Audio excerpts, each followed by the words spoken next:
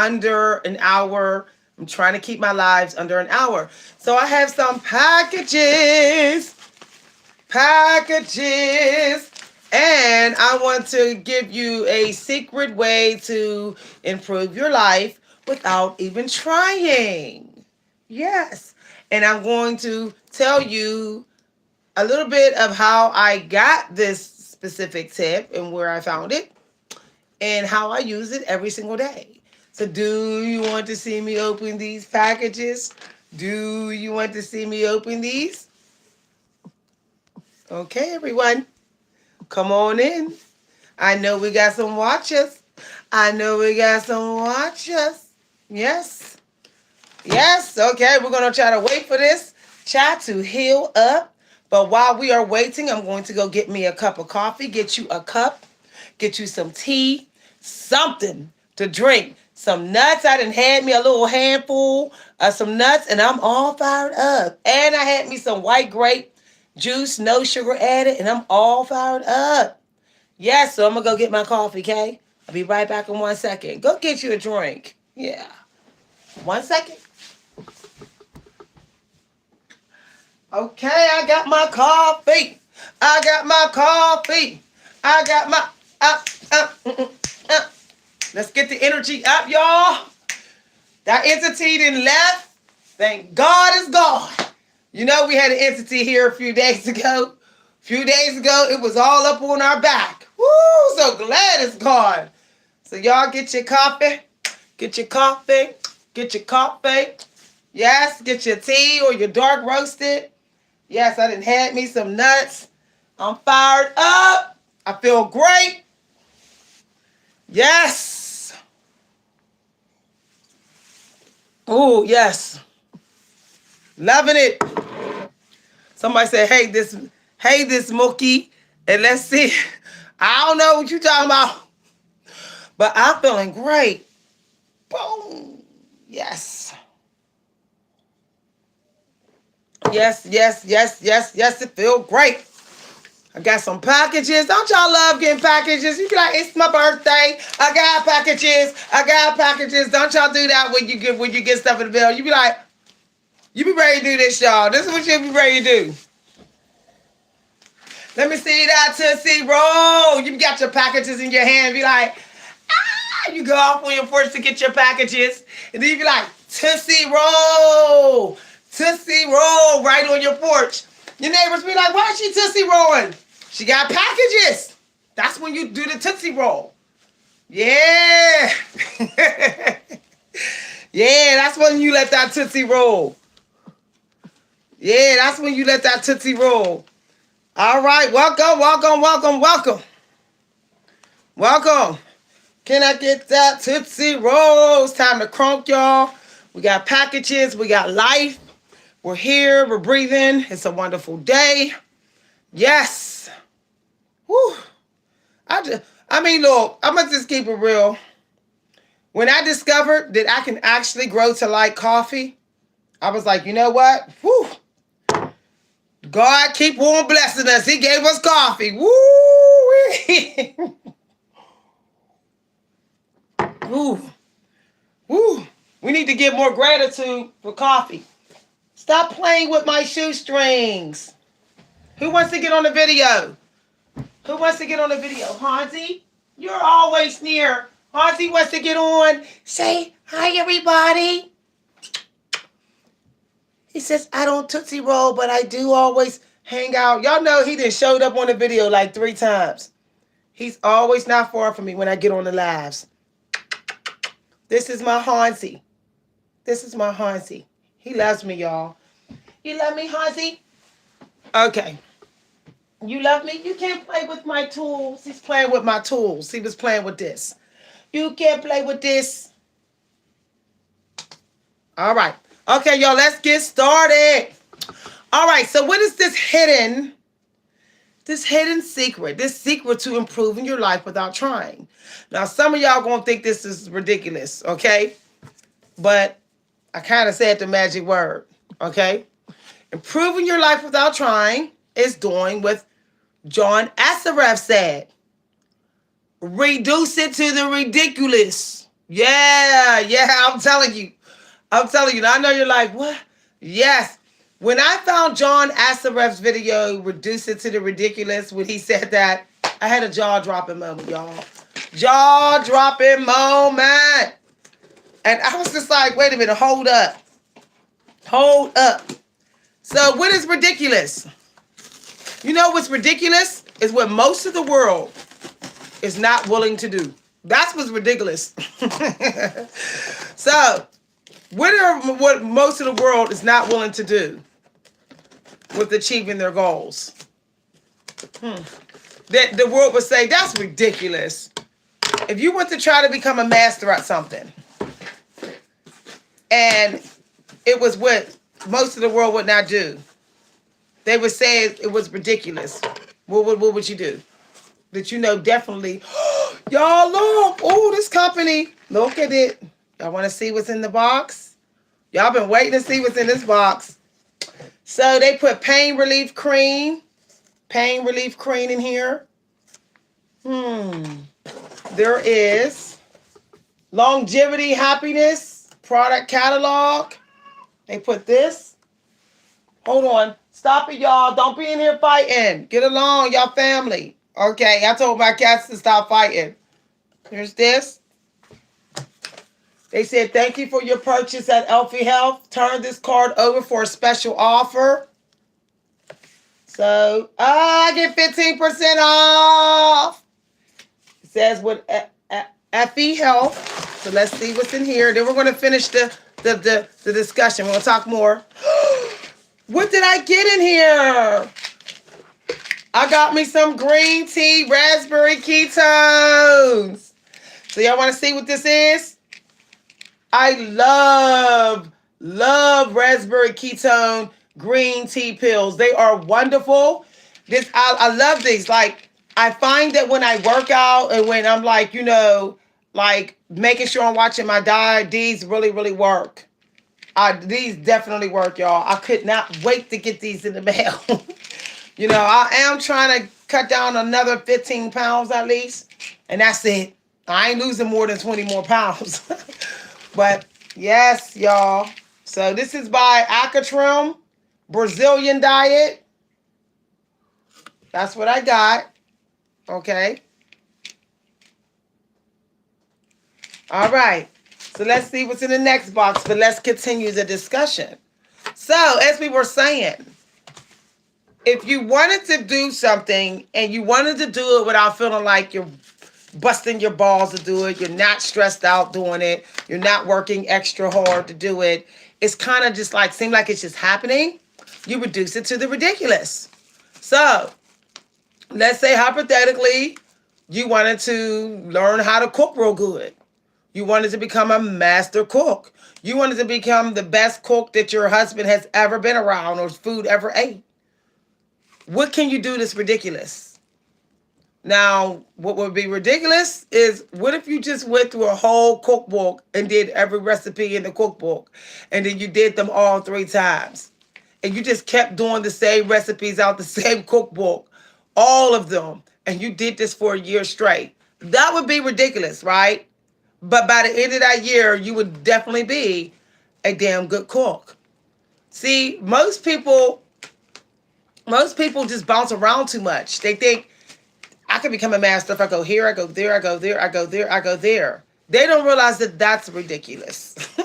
That's actually the real ridiculous, like exhausting way to do it. What if you just went to like one library and you knew it had all the books you wanted, and you just went down that whole row of the subjects that you want to learn and just went from book to book to book to book to book.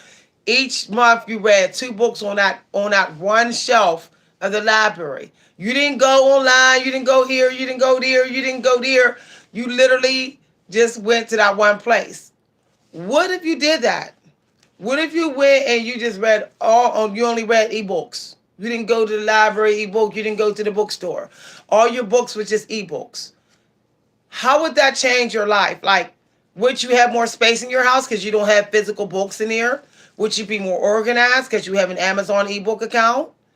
Would you be able to feel comfortable with reading books on the go because they're all in your phone? You see, even though it sounds ridiculous to be like, I only read ebooks, I only read ebooks, it may actually be good for you in many ways. Save your energy. It saves space in your house, and it's easy to take with you because it's all in your phone. Also, you go to one location to get your ebooks. See, I know that sounds ridiculous, but it's not. It's what most of the world aren't doing. Most of the world's going to bookstores and Amazon and other bookstores online, bookstores offline, running around like a chicken with his head cut off. So you do the opposite. So let's see what's in here. Thyme oil. So let me tell you something about thyme. Thyme oil is a very powerful oil to get rid of allergic reactions. Like, say you rubbed up against something and you got a rash and you don't know why. Okay. Or say you had a reaction from like a soap or something like that. Or you might feel like you rubbed up with something and you maybe got some kind of bump or rash. Thyme oil is very important to keep in your home. It's just super important. You can actually put a tiny, tiny, tiny little bit in your tea. Okay? It's real good for detoxing your belly and helping you to lose weight. It literally has a powerful way of gobbling up toxins and bacteria and fungus in your body that you may not even know that's there. So you could put a tiny little bit in your oils, your body oils, and rub it on your skin. It's going to be good at getting rid of hidden funguses and hidden nasty bacteria that's on your skin that you might not even can't even see. Okay? Or you like might feel but you can't see. Okay? This is really good for fighting those invisible bugs we talk about. Okay? Invisible bugs. All right? So thyme oil. I told y'all you never know what I'm gonna give away in my lives, okay? Welcome everybody. Welcome. So we got two more packages to open here. Two more packages. All right, so reducing it to the ridiculous, like John Assaraf say.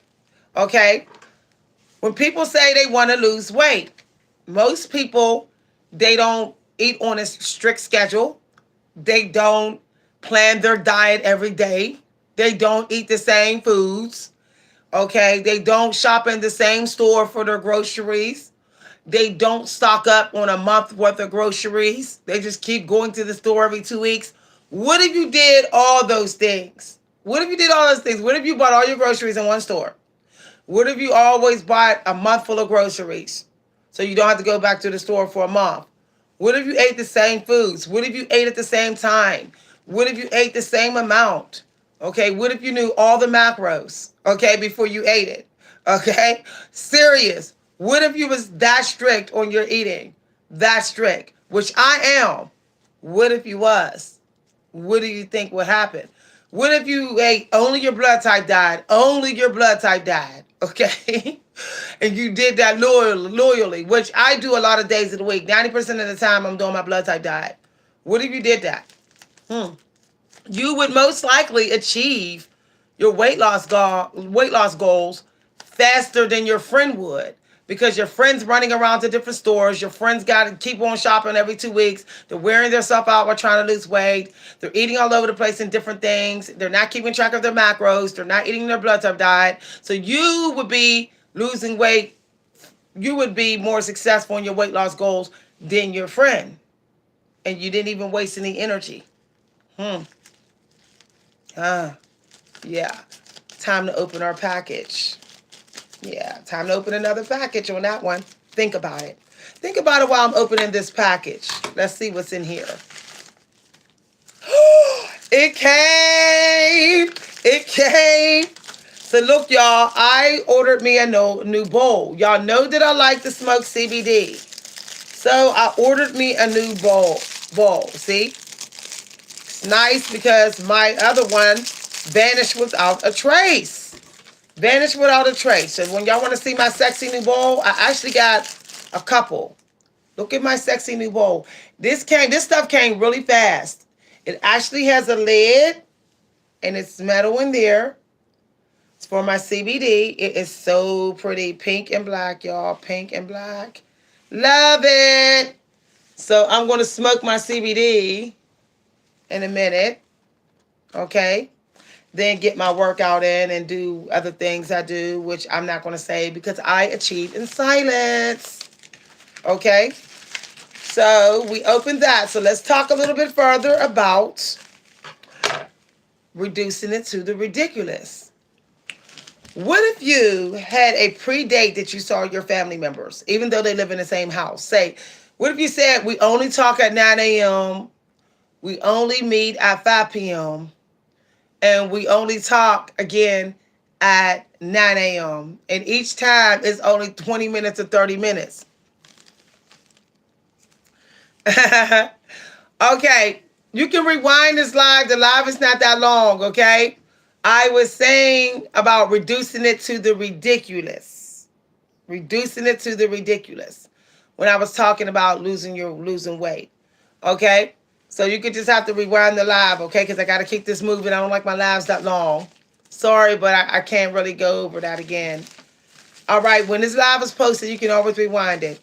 All right, so let's say hypothetically, okay, okay, that's good. You said no problem, Mom. No problem, Vic. My name is Victoria, okay? All right, no more, no more. Thank you for this live, Victoria. I will definitely go and rewatch the live when it's uploaded. Yeah. Okay. Let's show some gratitude. All right. So I am a spiritual coach, so you know I'm responsible for checking out stuff. Okay. All right. So let's move it along. Reducing it to the ridiculous, as I was saying. What if you had everybody on a schedule? Okay. All right. You say, no, well, okay, that's great. But you did not say, thank you, Victoria. Now, I will not ask you again. That's great. Same name. Nope. Mm-mm. I told y'all I'm not taking any more BS in my lives. You will get blocked. I'm not playing no more games. Okay? They still didn't want to say my name. They said Maud and said we had the same name. That wasn't saying my name. So they're blocked. All right. So reducing it to the ridiculous.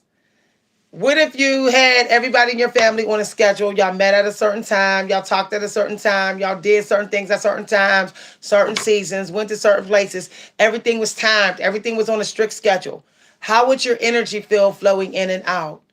Do you think it would improve your life? How you feel, your strength level, your mental health?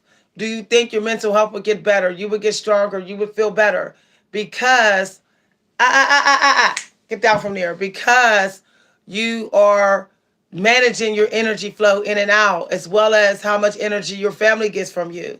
So most people are not putting everybody on a time schedule. Most people do not have their family members on a time schedule to see them, to talk to them about problems.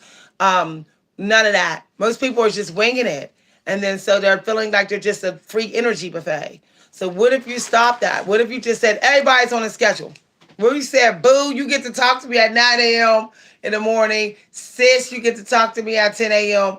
And everybody got to be done talking to me by 11 a.m. After that, y'all, we only talk very briefly. Okay, exactly. This I know, and that's why I did this live, because my angels told me to do this live. They actually told me to get on and do this. Reducing it to the ridiculous is pretty much what most of the world isn't doing.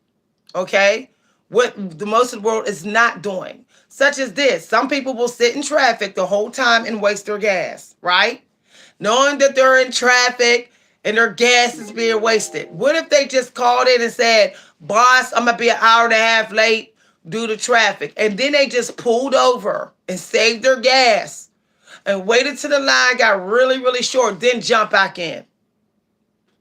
Most people don't do that. They just sit in the traffic, wasting gas, wasting gas. If you jump out the line and wait till it gets shorter and turn your car off, you're saving gas, okay? And you're not so focused on the line moving, so you can sit up there and read a book sitting in your car while it's pulled to the side and get some things done until the line gets shorter. Most people aren't doing it that way. They're sitting in the traffic and toughing it out.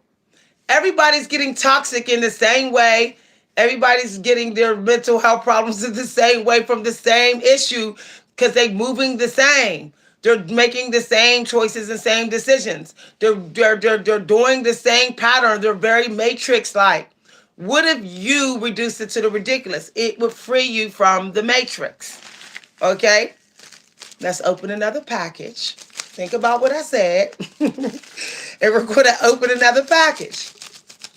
Ah, that felt good cutting that off, didn't it? Kind of therapeutic. All right. I love opening packages. It's empowering. It's like, ooh. I love it. Open a package. Go rip open a box. Seriously. Have somebody tape a box and just rip it open. It makes you feel good, right? It does. It makes you feel like, somebody said good night. I don't know what you mean by good night. Tangela, are you going to bed? Tangela's in the house. Tangela's in the house. I remember you, Tangela. You are very welcome, Andrea. You are very welcome. You know, and I'm going to tell you what all this does too, reducing it to the ridiculous, like John Assaraf say. I'm going to tell you what it does if you're just hanging here to the end of my video. Don't you want to know what's in this bag? What's in this bag? Woo! Wow. Y'all, I ordered 2 more bongs. Yes, I am the CBD queen. Y'all ain't know that? I'm the CBD queen. Woo, CBD will help you heal too. If you got some healing to do, go get you some CBD. I like Bubba Kush, Candyland, and Alien Abduction. Okay? So let's feature my new bong so you ladies can see it. Who like to smoke CBD? So this one, ooh, look at this one. I like that one. Oh, y'all. See, there wasn't no way for me to tell which ones they were going to send me. And they sent me this one. Okay? Bone Daddy. You know, from Nightmare Before Christmas. Bone Daddy. Yes, that's from Nightmare Before Christmas, definitely. So I got these 3, y'all. They is so nice. Da-na-na-na, da-na-na-na-na-na. Da-na-na-na, da-na-na-na-na-na. Okay, yes, they are so nice. Let's get a good look at these bongs here. Okay. That's right. Now, that's something somebody just said. What about that? Now, I got some other packages coming, but y'all going to have to wait for them, okay? So, what if, reducing it to the ridiculous, what if you reduced your life to the bare minimum of everything? Like, minimum. Like, minimum friends. Minimum things I do for work every day. Minimum hobbies. What if you said I got 2 hobbies only?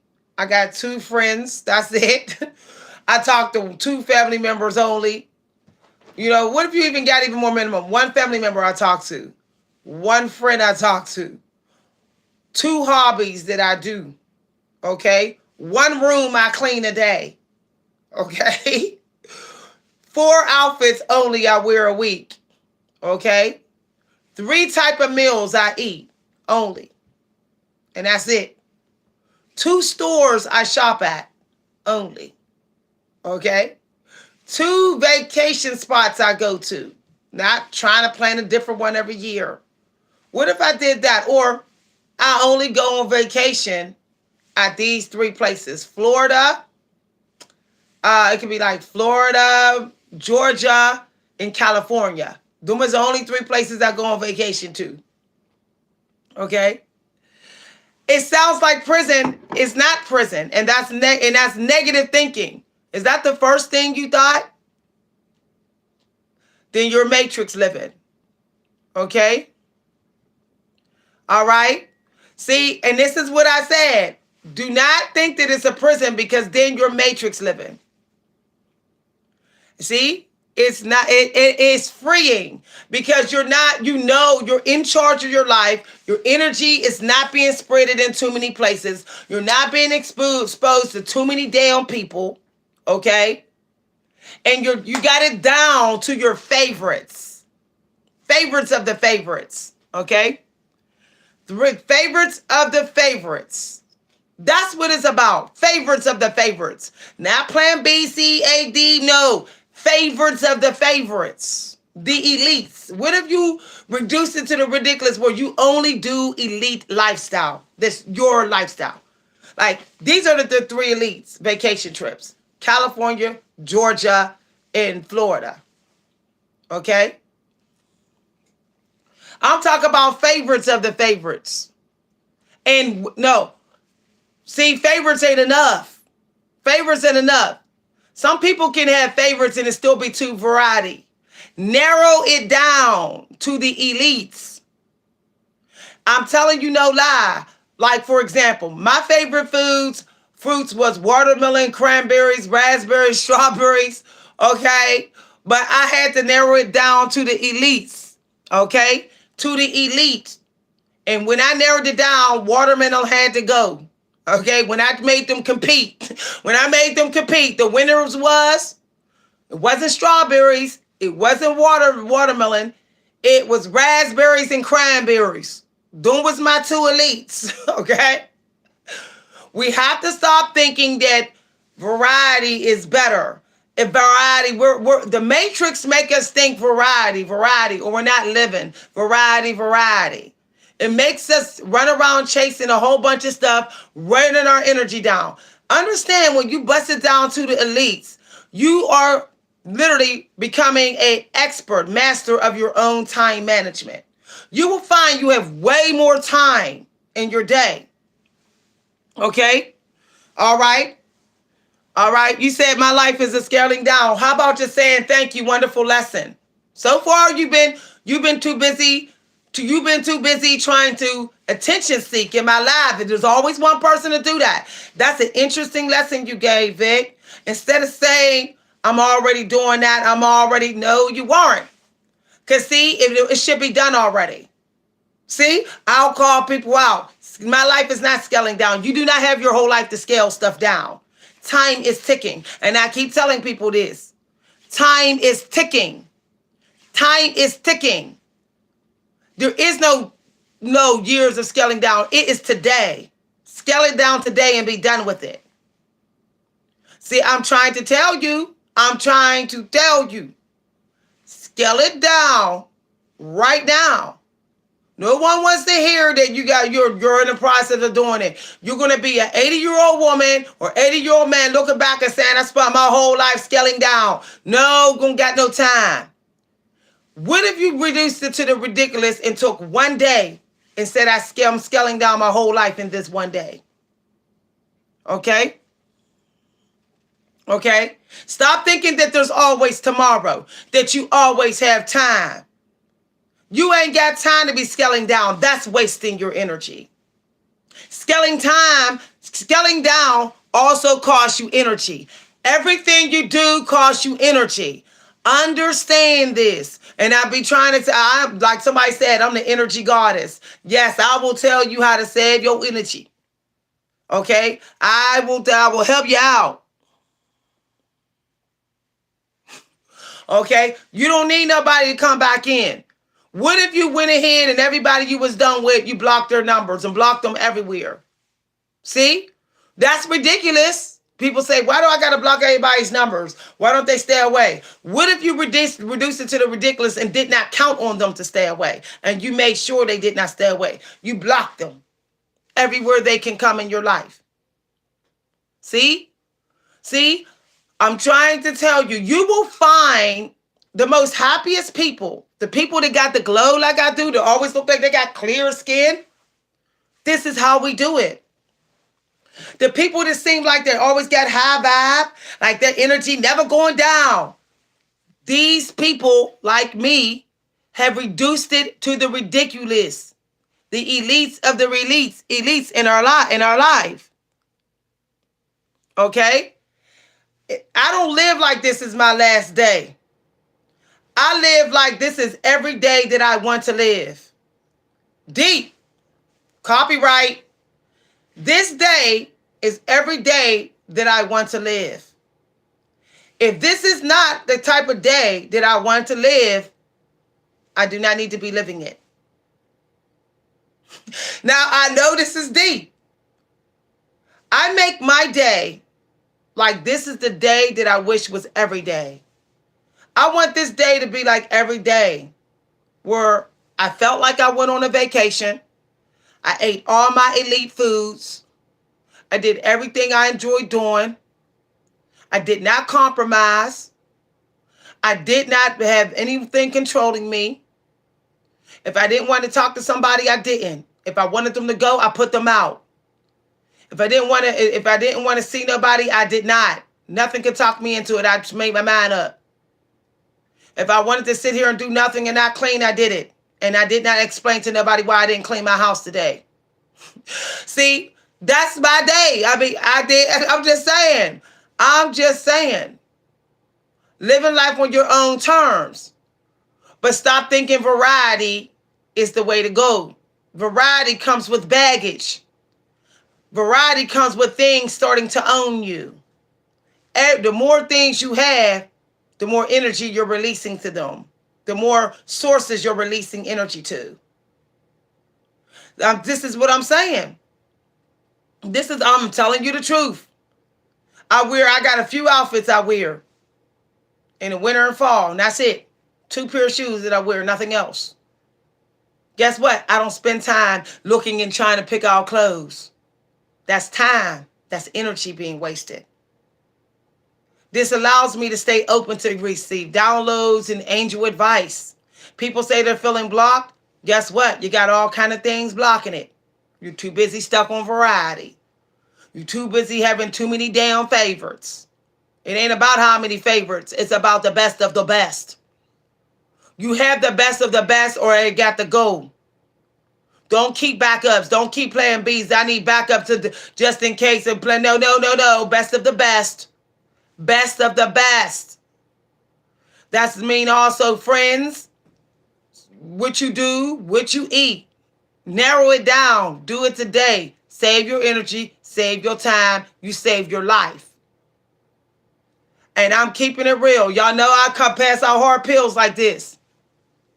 I'll pass out hard pills like this. Otherwise, you're low-key being a people pleaser or a thing pleaser or an idea pleaser or a trend pleaser. Oh, let's call it. There's trend pleasers.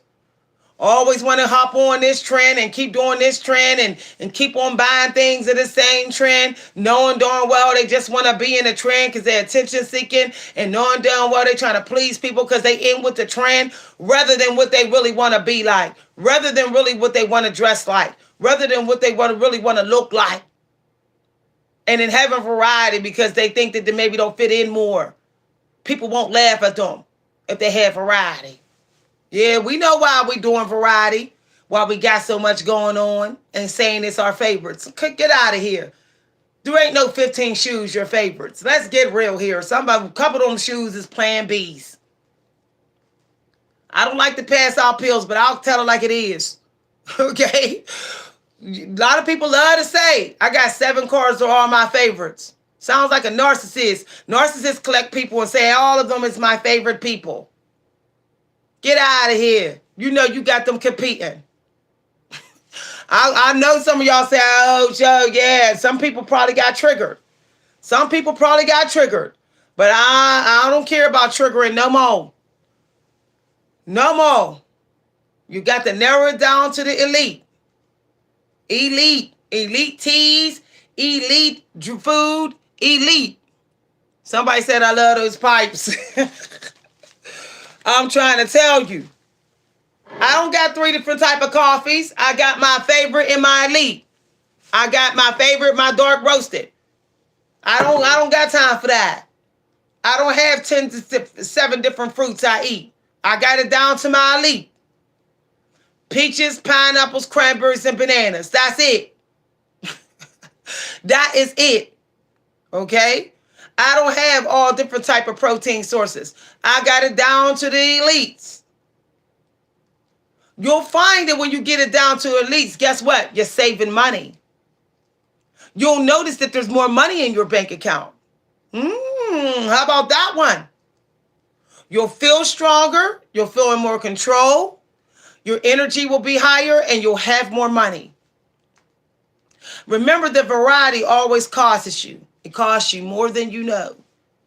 It costs you your mental health. It costs you your energy.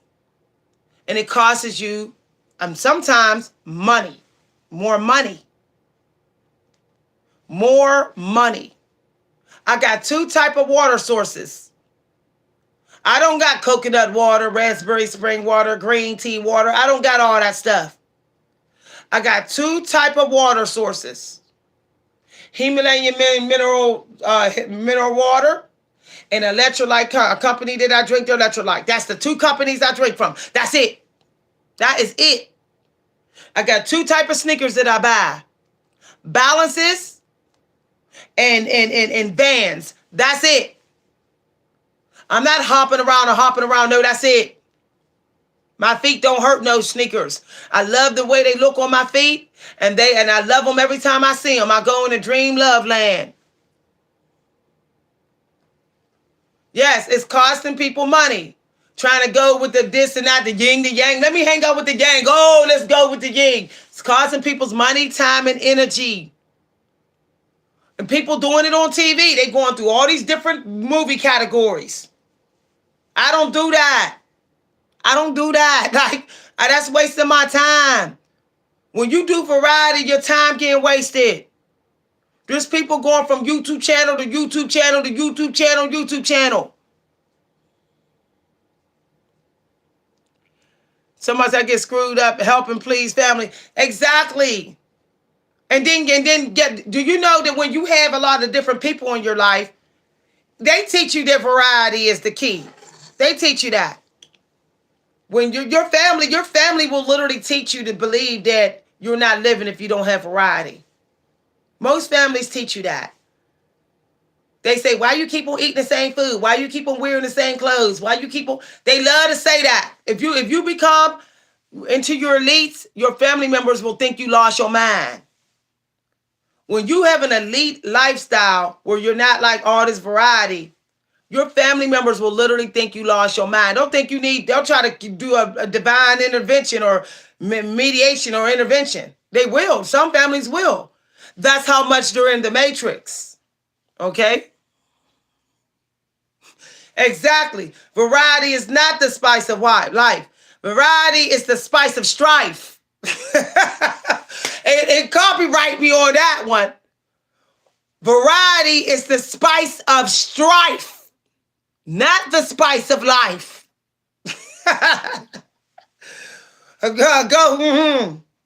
You will eventually feel strife.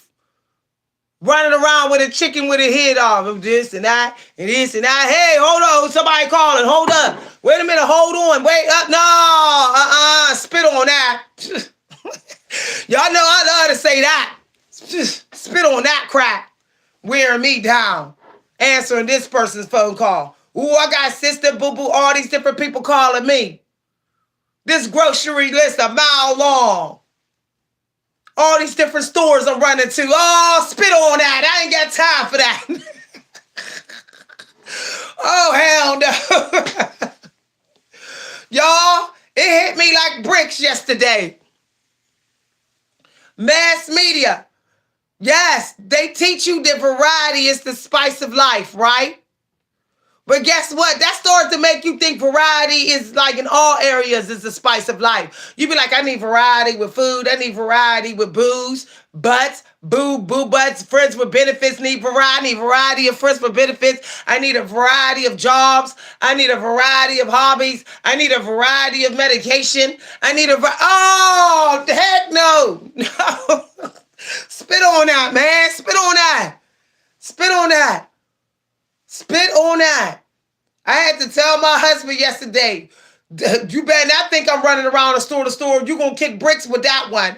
We might break up. Forget about that. Forget about that. I said, now this is either Walmart and Ollie's. That's it. Don't even say Go to Giant Eagle and shop and save too. Don't even think about it. I said, I ain't got time for that. Spit on that, man. Spit on that. I narrowed it down even with my shopping, my grocery shopping. I said, look here. When it get more than 3, that's getting into variety. When it comes to shopping in stores, yeah, I said variety is, yes. It's the spice of strife, not the strife of life. I said strife. Don't be hijacking my quote and changing it so it can become your own. We're not going to do that. Give credit. I said it's the spice of strife. Okay? Variety is not the strife of life. It's the spice of strife. Okay? It's the spice of strife. It's not the strife of life. No, there's other strifes. Obsession is also the strife of life. You can actually have strife being obsessed with one thing and them being obsessed with you. That can become strifeful. I said it's the spice of strife. If you want some kind of spice where you got all kind of strife going on, get you a variety. That's why I said spice of strife. If you want all different type, if you want your strife to have so much spice to it, like, oh, going all over the place, oh, it's all busy. You want your strife to be real busy? Go ahead and get you variety. I know of other strifes. I know of other strifes of life.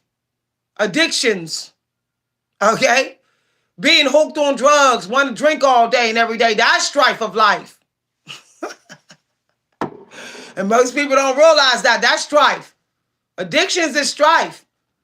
And that's why some people look like they've been in strife from doing drugs all day.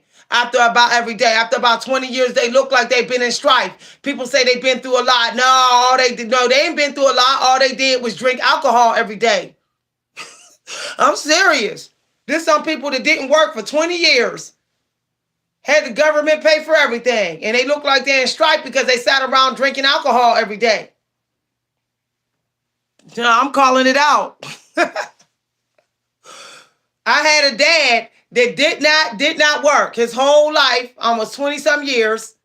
All he did was have friends and good times. And he looked at like the strife took his life. You would have thought that he went through all kind of stuff. But he didn't. You know why he looked like he was in pure strife up in the coffin? Because he drank all day, every day. That's why he looked like he lived a hard life, like hard strife life. He drank all day, every day. Demonic energy coming in him all day, every day. Serious. There is people that literally has been addicted to genitals. Addicted to genitals. Addicted to arguing. And then they look like they're in strife. Like they've been through a lot. No, they're addicted to argue. They're drama kings and queens. That's why they look like they're in strife. I'm keeping it real. There's people that you would think been through purity hell. Because how they look. You would say, oh, that crow's feet, they're only 40 with crow's feet. They're only 30 with this going on and that. Or you would say, wow, they don't got no glow. They look like they're Walking Dead. They must have been through a lot in life. Everybody look like in Walking Dead they've been through a lot in life. Everybody that look like the Walking Dead. It's okay. I'm not bitter or angry about it. Some people look like they've been through a lot, Andrea. And they ain't been through nothing. They just been sitting around doping it up, drinking it up.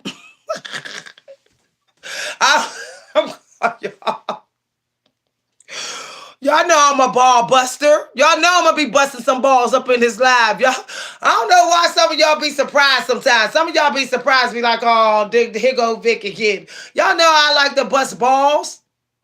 Y'all know I like to bust balls. I like to scratch out the truth. Like it's a lottery ticket. Oh, this little gray one is trying to hide it. I'm going to scratch it out. Scratch out the truth. I'm going to scratch up the hard pill and pass it out. Y'all know it's a part of my personality.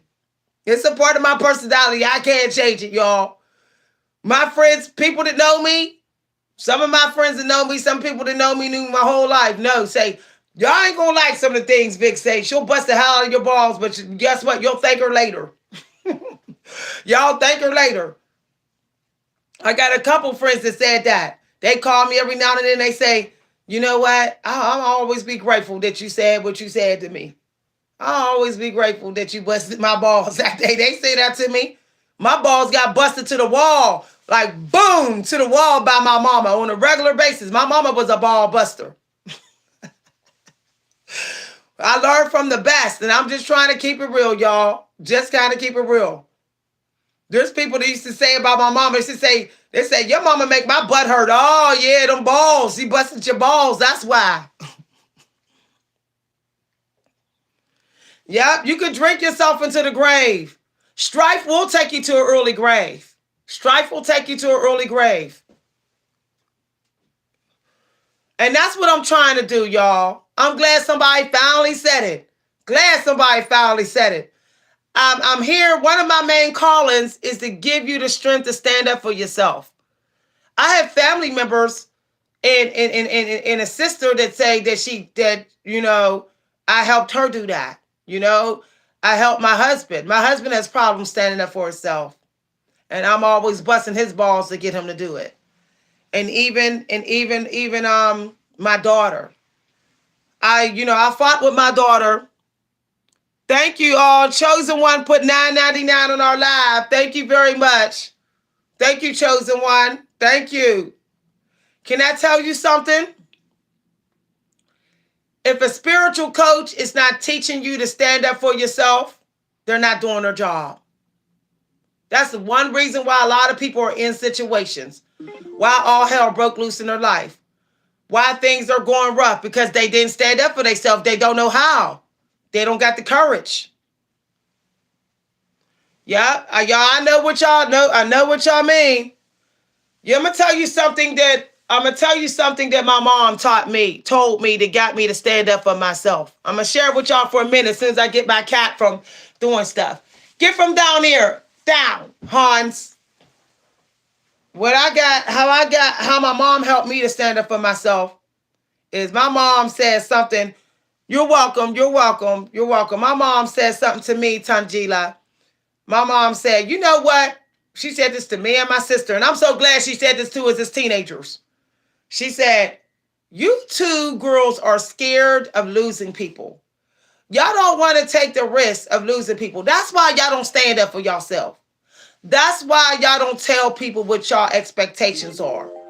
That's why y'all keep taking crap from people. Y'all scared of losing people. And it's something that y'all gonna learn. Find a fool, bump his head. There's a lot of people in this world that will bump your head because you're a fool. That's what my mom said. And she said, so know this, if you play the fool's card with being a people pleaser, she told me this, and not speaking up for yourself, so somebody gonna bump your head.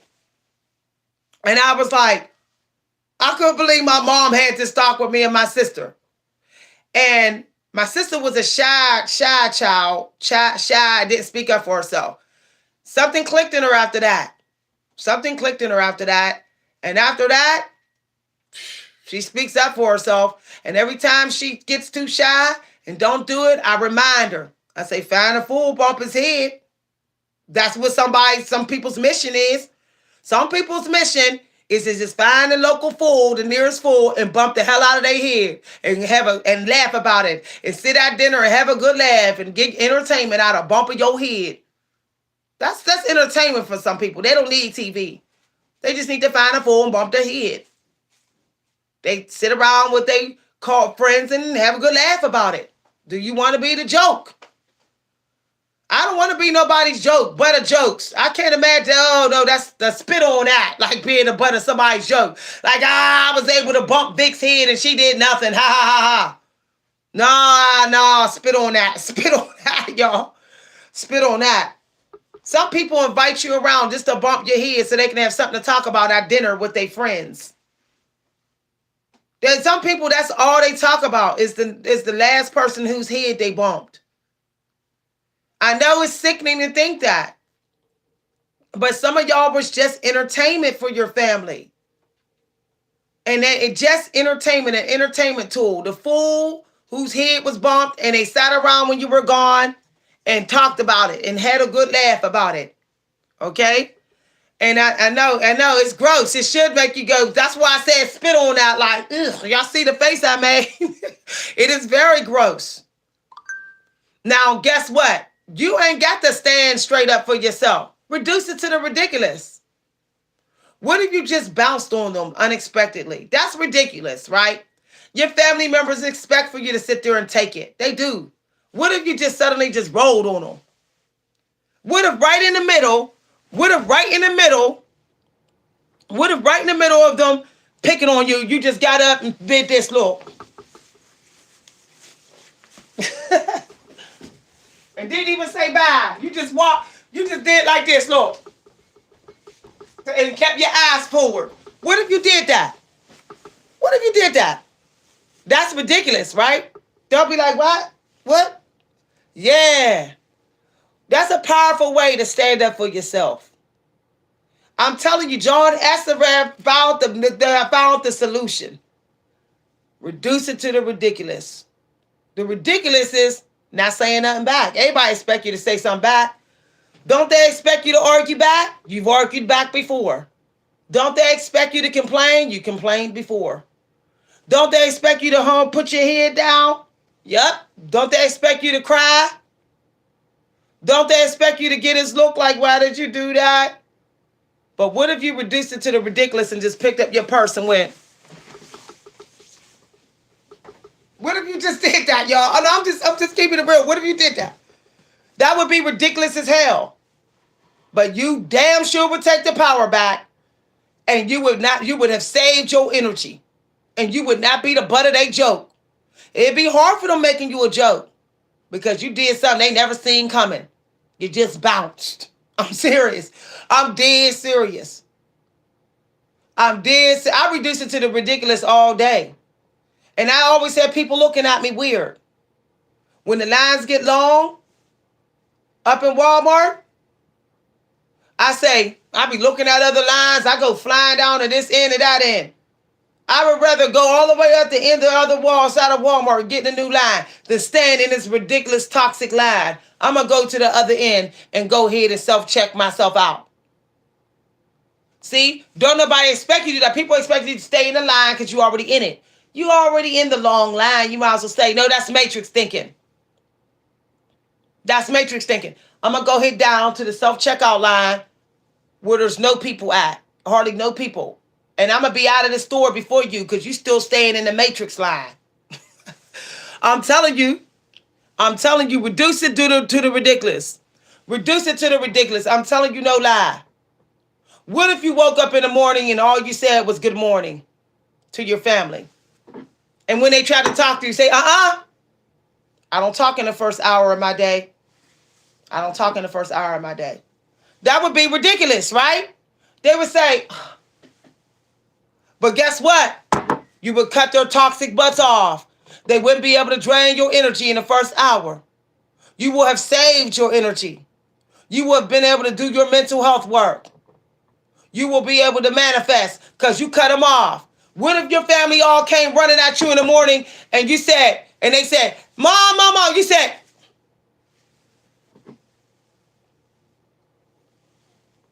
and they said, you said, and you said, when my door is open, then you can come talk to me. I'm going in my room. Wait till the door is open. Then you can come talk to me. Good morning, daughter. But wait till my bedroom door is open to talk to me. Now, have a good hour, morning hour. What if you did that? Jaw-dropping moment. Your daughter's mouth will hit the floor. See, everybody thinks they're entitled to your energy because they know you. Everybody do. They think that because they're your family, they're your boo butts, they had some of your booty. They're your bestie. They're entitled to your energy all because they're in your presence. No, they're not. No, they're not. They're entitled to your energy when you say they can have some. Energy is money. That's money. That's your wealth. You better start putting your little finger out in their face in that first hour of the day. Then it's ridiculous. Yes, it is ridiculous. But it gets it done. Okay? It gets it done. And people will respect you. That's how I got more respect from my husband. We'll talk. Yeah, I got my husband to become the alpha male that he need to be. When I started putting my finger up like that. Oh, yeah. He started becoming the alpha male he needed to be. When in the morning hours, he wanted to come with why did you blah. I started sticking my finger up. I said, I don't discuss problems in the first 2 hours of my day. If you try to discuss some problems that ain't urgent, not an emergency, I'm going to walk here to my room and shut my door. And then when that door's open, then we can talk about that non-emergency stuff. That's what I did to my own husband. And if I can do it to my own husband, I didn't know since for 20-something years, you could do it to anybody. Okay? I'm telling you no lie. Somebody say work away and feel great. Somebody say that's what they needed to do this morning. I lose Wi-Fi. Yes, I'm telling you. Don't always speak with words either. When your family's sitting up there running for your energy like you the free energy for buffet, something in the morning, like all us light workers got to go through, be like, And if they say but, say send them right to the note on the Frigidaire. Point to the note. Put a note on your Frigidaire. Point to the note, and they say what? What does that say? Mom does not deal with non-emergency problems in the first 2 hours of her day. This means you're old enough to wash yourself up. You know where the soap is. You know how to cook. You know where the food is. You already know what to do. Don't, unless it's emergency, don't you even come here. You see that note? You see that note? Look, I'm pointing right at the people. You see that note? Say very little, 17 seconds. Good morning. Hope you have a wonderful 2 hours in the morning. Respect the golden hour, the sun rising. God has risen. He's on the throne. Respect it. That's the moment of bowing down and submission. The first 2 hours is submission time. It is not arguing and fighting and toxic time. That's God risen time. It's the time to be submissive and passive and quiet with gratitude. That's what the time is. Now, if you got to say that to your little teenage kids because they don't know, say it to them and say, I'm not going to say it again. Now, if you forget, go to that note on the icebox. Go to that note on the icebox. If you ever forget, what does it say? Quiet, gratitude, peacefulness, non-emergency stuff is not dealt with. Anything you can do yourself, you must do. I'm serious. I'm not playing no games. Shoo. You're going to feel so strong. Y'all going to have this energy like y'all see me like, dang, V can sit in this live for 5 hours and talk. Some of y'all be like, her mouth don't never shut up. I know some of y'all say that about me. Y'all going to get this energy? That's when y'all get the balls. That's called King Kong balls. When you able to reduce it to the ridiculous like that, you got some King Kong balls then. Now, they ain't going to like you. They going to call you mean. They're going to say that you're bossy. They're going to say that you're self-absorbed. Don't give a damn. They don't own you. You belong to God. They don't own you. You belong to God. And God says, submit, gratitude, peace in the morning. That's what God said. So guess what? You don't owe nobody explanation for you doing God's instructions. Okay? Because you don't belong to them. You belong to God. Okay? Y'all know sometimes I come real quick, real hard like this, y'all. But you got to sometime. Maybe you can sit up there and do a little signal to everybody. Somebody said you got young ones. Young one, what can young ones learn? How young are they? If they 5, they can brush their teeth. They know how to go in the drawer and get clothes out. Only problem they have problems with tying their shoes and cooking their food. And by the time they 13, they better know how to cook breakfast. They better know how to cook breakfast at 13. Now 6 and 8, a 6-year-old should know how to go in that drawer and get their clothes out that drawer. If the clothes is all folded all nice, say this the pants, this the shirt. Take a week and say, I'm going to teach you all your essential needs. I'm telling you, you might feel like you ain't being mommy. You're building character. You're teaching them not to depend on people. They're going to want to get the bag. They're going to be 13-year-olds with a job already trying to get the bag. And that's exactly how you want them to be. The sooner you teach them how to survive without you, the stronger they will be when they're older. The more productive they will be. The more bag getting they will be. Teaching them to survive without you begins immediately. Don't think that you're losing your mommy privileges. You're not here to have mama satisfaction. You're here to teach them how to survive without you. That's what you're here to do. Because you can leave any day. And you ain't going to be, and most likely you're going to die before them. It might even be when they're only in their 20s. So you need to teach them right away how to survive without you. You know, one of the first thing I taught my nephew? My nephew was 8 years old. Know what I did? I gave him my bank card. I said, let me teach you something about a bank card. He looked at me and said, a bank card? I think he was only 8.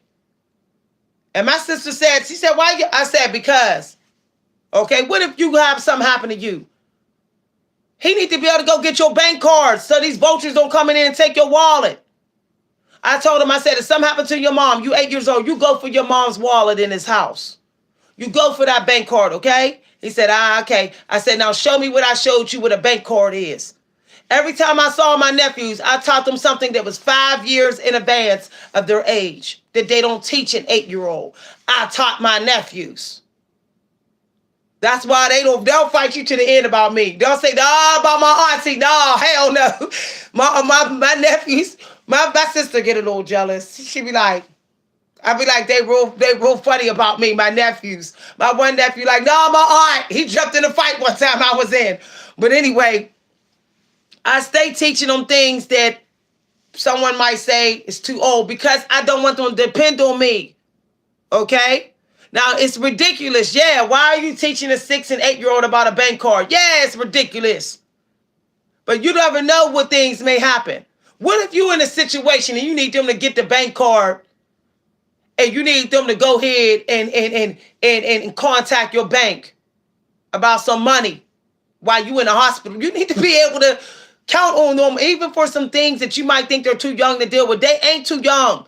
The brain is more powerful than you know. This brain can do so much at 8 years old. It really can. You just got to give it the information. When by the time my daughter was in here at 12, my daughter could cook all dinners. My daughter could do Thanksgiving dinner, every dinner in here. Breakfast, every dinner.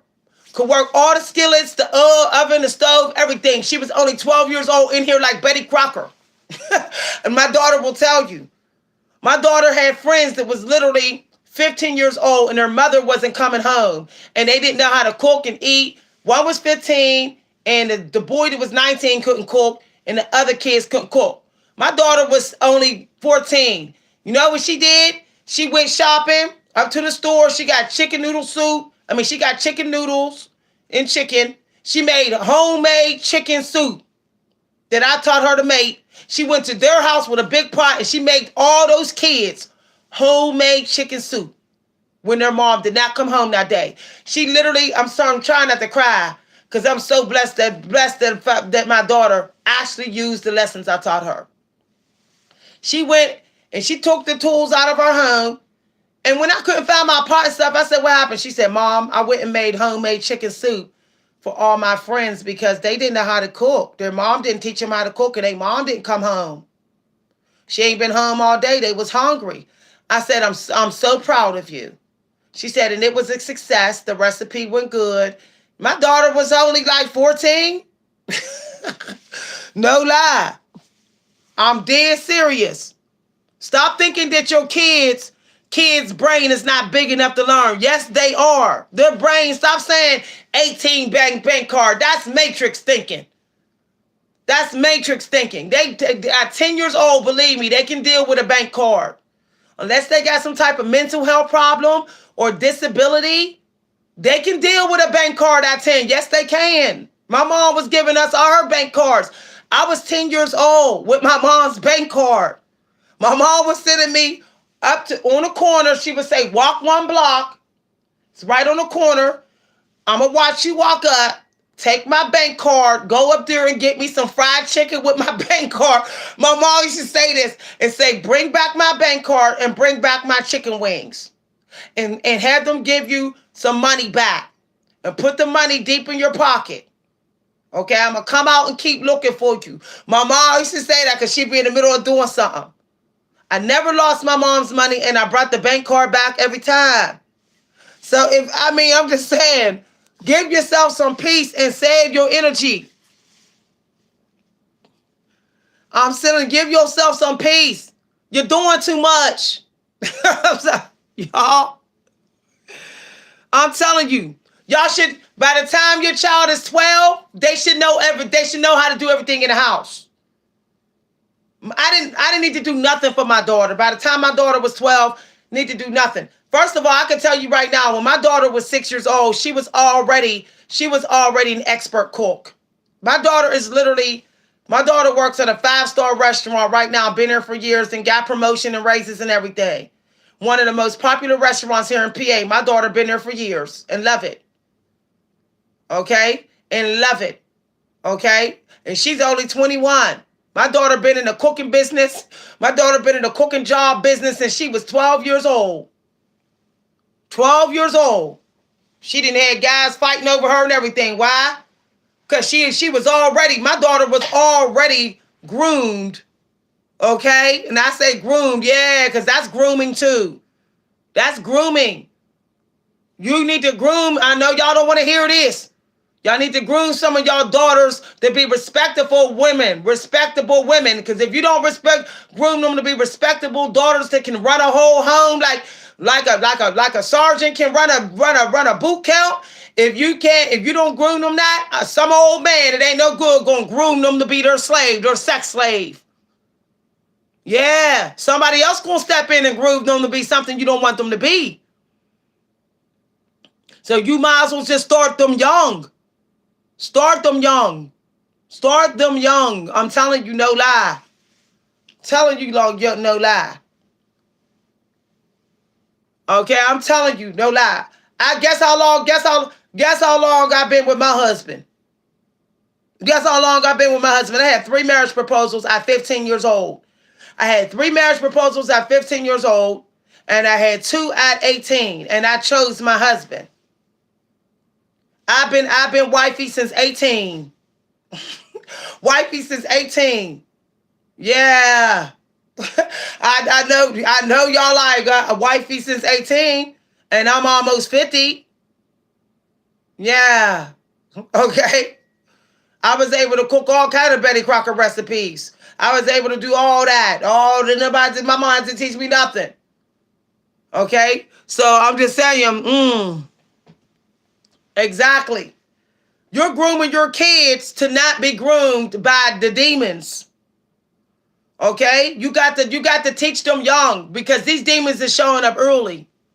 They going after your daughters at 12 years old. They're going after your daughters at 12 years old. Trying to hijack their mind. These warlocks go after the warlock men. They try to get your daughter as young as possible, even at 12 years old. So if you have not been really educating your daughter to the max at 12 years old, she's in trouble and you're in trouble. I'm keeping it real. And keeping it real. My daughter wasn't even allowed to speak to nobody unless she asked my permission. Yeah, that's how serious I was. Call it old fashioned, call it Amish old fashioned, call it what you want. I'll never forget my one friend said, my one male music buddy, my music buddy, he said to me, he said, I gained so much respect for you too. I mean, he said, because he's a devoted Muslim, he said, my respect level for you got real high when your daughter asked for permission to speak to me. He said, I have yet to have anybody's child do that. I said, because I told her, I don't care who it is, unless she asks my permission, she cannot speak to the person. I don't care who it is. I don't care if she see me with the person 10 times. Unless she asks for permission, she cannot speak to them. I never let my daughter talk to people all because they was family, all because they was friends, all because she saw me with them a lot. She literally had to turn to me right in front of them and say, Mom, can I speak to them? And I would tell her yes or no. I could talk to anybody. She would not speak. You was able to say, hi, TT. She would look at me and go, Ma, what should I do? She literally would do that, y'all. I'm telling you, no lie. I'm telling you, no lie. I'm telling you, no lie. Remember that speaking gets energy. When you speak to people, there's an energy exchange. Don't let your kids tell them not to speak to nobody unless they ask your permission. That's them giving energy to, might be giving energy to a demon. Your kids got energy too. Like, people be forgetting that their kids got energy. So you need to teach your kids. If you know how your kids is learning how to manage their energy, they're learning it how you're managing yours. Now, forgive yourself. Some of y'all gonna say, "Oh, I feel bad. That was nah, big. Why you say that?" Yeah, now go ahead, sip your coffee, and forgive yourself. Your kids is learning how to waste their energy and manage their energy according to how you are. They're watching you. So if you're not being boss and you're not saying, hold up, gratitude time in the morning hours, no arguing, no problems in the morning hours, no non-emergency problems, guess what? They're going to go and have homes, and they're going to have homes where they're all toxic in the morning hours with somebody because they've been watching you. They use their energy how you taught them to use it. They give it how you taught them to give it. They waste it how you've been wasting it in front of them. Yeah, that's disturbing, ain't it? Somebody put the looking glass on there. Who put that emoticon in here? That emoticon. Yeah. Now forgive yourself. Forgive yourself. You still got time. Forgive yourself. Okay? Forgive yourself. Trust me. There was a period in my life with my daughter, and I was teaching her to waste her energy because I was sitting up here arguing with family members, and then she started arguing with, or thinking it's okay to keep arguing with people, and it got real toxic up in here. Real toxic. And I said, no. I got to show my daughter what the art of walking away. I got to show her how she could just bounce on a mug, like bounce on a mug effer. So I started letting my daughter see me bounce on people. And she started bouncing on people that did her wrong. I taught her how to bounce on mud effers. I taught her how. But before I did, she thought it was okay to keep arguing with people because I was. She was literally seeing me on the phone going, argue with people. She was literally seeing me argue with teachers. She was literally seeing me argue with my husband's family. She was saying this. So anytime people would disrespect her, she would get in full-fledged arguments. But it wasn't until I started showing her the walk away move, like bye. Like peace, like that kind of move. When I started making her do that, now some of y'all gonna have a jaw dropping moment. I'm teaching my cats how to do it. Yeah. I done taught my cat Hans how to do it. Your pets are watching you. They're doing what you're doing too. They're going off your energy flowing in and out and vibe. You can teach your pets how to not be toxic. I'm serious. My cat Hans is around me a lot. You would think he's a human. I literally taught him how to not to waste his energy and not be toxic. Okay? I literally taught him. When another cat is being toxic in here, I go, Hans, go ahead and go on. Go ahead. I taught him not to waste his time on that other cat that like to be toxic. Guess what now? Soon as he sees something toxic, y'all, I swear to goodness, soon as he see you doing something that's like waste, he did do this. He will literally do like that and walk away. He did that to my daughter. The other day my daughter was here, right? And she was just talking nonsense, like this blah, blah, blah. He looked at her and was like, she was like, ooh, why did he do that? She was like, he looked at me for a second, listened to me for a second, then went like that. Like, nah, I'm cool. Like, he didn't want to hear my mouth. I said, he's a lot like me. You know he's like me. He's my cat. He didn't want to waste his time hearing nonsense. He looked at you and he could see that you wasn't really saying nothing that's for him. So he walked away. He wasn't wasting his cat time. She said he literally did that. Like, she said, I've never seen a cat do that before. I said, I taught him. He watches me. Your cats your animals is acting like you. I'm telling you no lie. I got a male cat in here. He watches my husband and he literally acts like my husband. When my husband sits on the edge of the couch with his arm up on the edge, with his legs like this crossed, my male cat started doing it. He sits right on the edge of the couch, other edge, while my husband's on the edge. He's sitting identical to my husband. And I go, that's when I start figuring it out. All things in your home, all animals, all living things is imitating you. Okay? Somebody said my cat started acting like me. Now, if your cat start acting toxic, you only got somebody to blame but yourself. So, I'm serious. My one male cat started getting toxic because he started acting some toxic ways like my husband. Yep, they do too. If your vibration keeps going down and you're all over the place, chaos, your plants will do it too. Your plants grow from your energy. They grow from that too.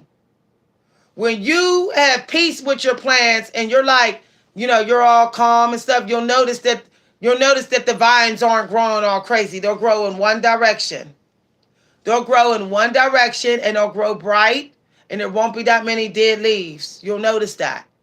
But as soon as you start fighting and arguing around them, they'll get untamed and wild. Yup, they do. Yup. Your plants grow like you grow. Keep that in mind. When I had a beautiful garden that was big, I was having the most happiest time in my life. It was I was celebrating. It was a lot of celebrations, and my garden grew so beautiful. It looked fake. Okay. All right. So somebody said left on not toxic though. Exactly. So if your plants are struggling to grow, check the energy in your home. Check it. Because you will always treat your plants the way you treat yourself. I know this is shocking. If you don't give yourself enough water, you're not going to get on. If you up in here, all up in your crib, crying out, wasting time, crying all the time, they're not getting fed and neither are you. You both are going to look like zombies. I'm keeping it real. I'm keeping it real. Plants help you manage your energy because you're managing them too. Okay? When you see your plant dying, you know that something ain't right. Something ain't right in the house. The energy ain't right. You can almost tell what room the people been fighting in all the time. Because if you put a plant in there, it seems like it struggles to live. It struggles to live. So, that's why some people say, I got to move my plants around in your home. No, you need to clear the energy in that room where they're dying at. Clear it out. Don't keep on moving the plant. Clean the energy up in that room. Clean it up. The demon energy has too much, it has chemicals in it, kind of, that's toxic for plants. Okay? There's a girl on YouTube, she grows plants all through her home, and she has some of the most, as an oracle, I can feel people's energy. She has the most beautiful plant home you can ever see. but her energy is very, very, very, very pure. Like I can feel it from her YouTube. I can feel that she's been spending many, many years of innocence. So her home is very abundant.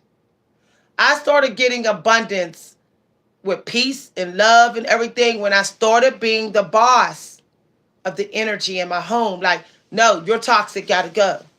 You're peaceful, you can stay. You're toxic, out of here. Out of here. Okay? That's also protecting your own energy feeling. Understand when someone's toxic around you, they just run a risk making you toxic. So you're not bullying your family members, you're protecting your own energy too.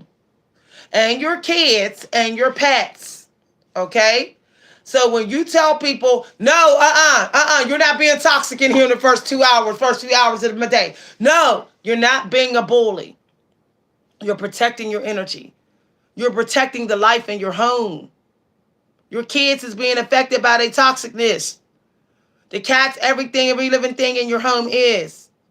That's why it must go. So, for example, I got 2 plants to grow real nice in my living room. Real nice. If I showed y'all this plant, you would think it's fake. You would think it's fake. Okay, I'm going to show y'all the plant. I'm going to show y'all this plant. Because y'all going to think this plant is fake. Okay, y'all going to think this plant is fake. Let me see if I can show it. Damn it. Here. This plant is real. See how tall it is? I'm trying to get y'all to see it. Look how tall that plant is. Look how tall it is. Look how tall it is over me. Look how tall this plant. Look at my head and look how tall it is. I've had this plant for many, many years. Okay? Many years. Okay? How am I able to grow that plant like that? I keep that plant out of toxic rooms. My plant is not allowed to be in rooms where there's fights, where there's arguments. Now, only reason why there's no leaves at the beginning of the plant, at the top of the plant, is because it grows a flower up there that is too strong. It becomes too strong in my house. People often think that plant is fake, but it is literally legit real. It's real. I have several plants around here. Several in there. They've been moved in there. You know why we had to move them in there? Because family members and cats want to be toxic in here. I always got to do a whole lot of purging and cleaning to do videos in here. When the cat started being toxic and fighting and family members started coming over and being toxic in this kitchen, the plant started dying. So I had to move them for the time being until I can clean up this kitchen, the energy in this kitchen. I have to clean up the energy in this kitchen before I can move them in. Now it's almost done. I can feel like, okay, it's getting positive again, positively charged. Then I'm going to move them back in. But until my cats stop running through this kitchen, being toxic, fighting, being ignorant, because they teenagers, I cannot put my plants back in this room. Yep, I had to move them all in here. And in the far side of the room where nobody goes. Where only I go. I only sit on that side of the room where the plants at. And there's only peace and harmony. My husband goes over there for peace and meditation. And I go over there for peace and meditation. The kittens don't go over there. So I had to move the plants there. So I know you're saying that's ridiculous. That's ridiculous to have to move plants around. You ain't got no choice until people stop being toxic. Yes. All right. But I'm not going to keep fighting to repair energy. I'm sorry. I got to drink my water on that one. Somebody said singing and all that helped them to grow.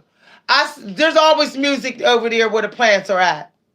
But I don't want to have to bust my balls to repair energy in my plants and have to do all kind of spells and charms to get them to grow. Just keep them away from toxic energy. Just keep them away from it. I know that's so simple. I know people say, but that's ridiculous. It is not ridiculous. What's ridiculous is keeping things around toxic energy, but and trying to do purging and cleaning and spells and chanting and singing and always trying to clear the energy. That's ridiculous. Just remove the toxic energy once and for all. Once and for all. And anything that's affected by it, remove it from the toxic energy. And it's done. Because trying to keep repairing the energy and recleaning the energy in your home, it costs you energy. It costs you energy. Okay? All right? Oh, thank you. Thank you very much. Thank you very much. Remember this. Don't forget that trying to clean up energy is still costing you energy. Yeah, you did all this sage burning and all this cleaning and all of that and prayed for everybody and threw holy water on family members who fighting and all that. By the time you done, you ain't got no energy for yourself. You exhausted. You exhausted.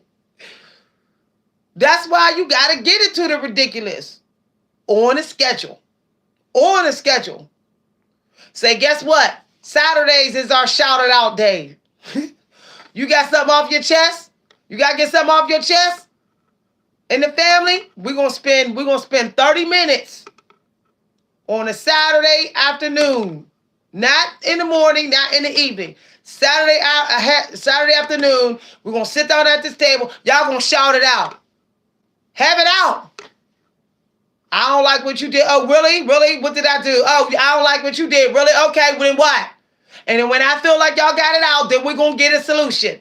And then that's when y'all shut up because I'm boss here. Y'all shut up. That's what you say. Y'all shut up now. It's out. It's out. Y'all don't need to keep talking about it. And we're going to go with the solution. But we ain't going to be doing this every day. We ain't going to be doing this every day. That's how y'all got to be. Okay? That's how you got to be. Y'all got to have toxic release day. I know y'all like, oh, that Vic is tripping.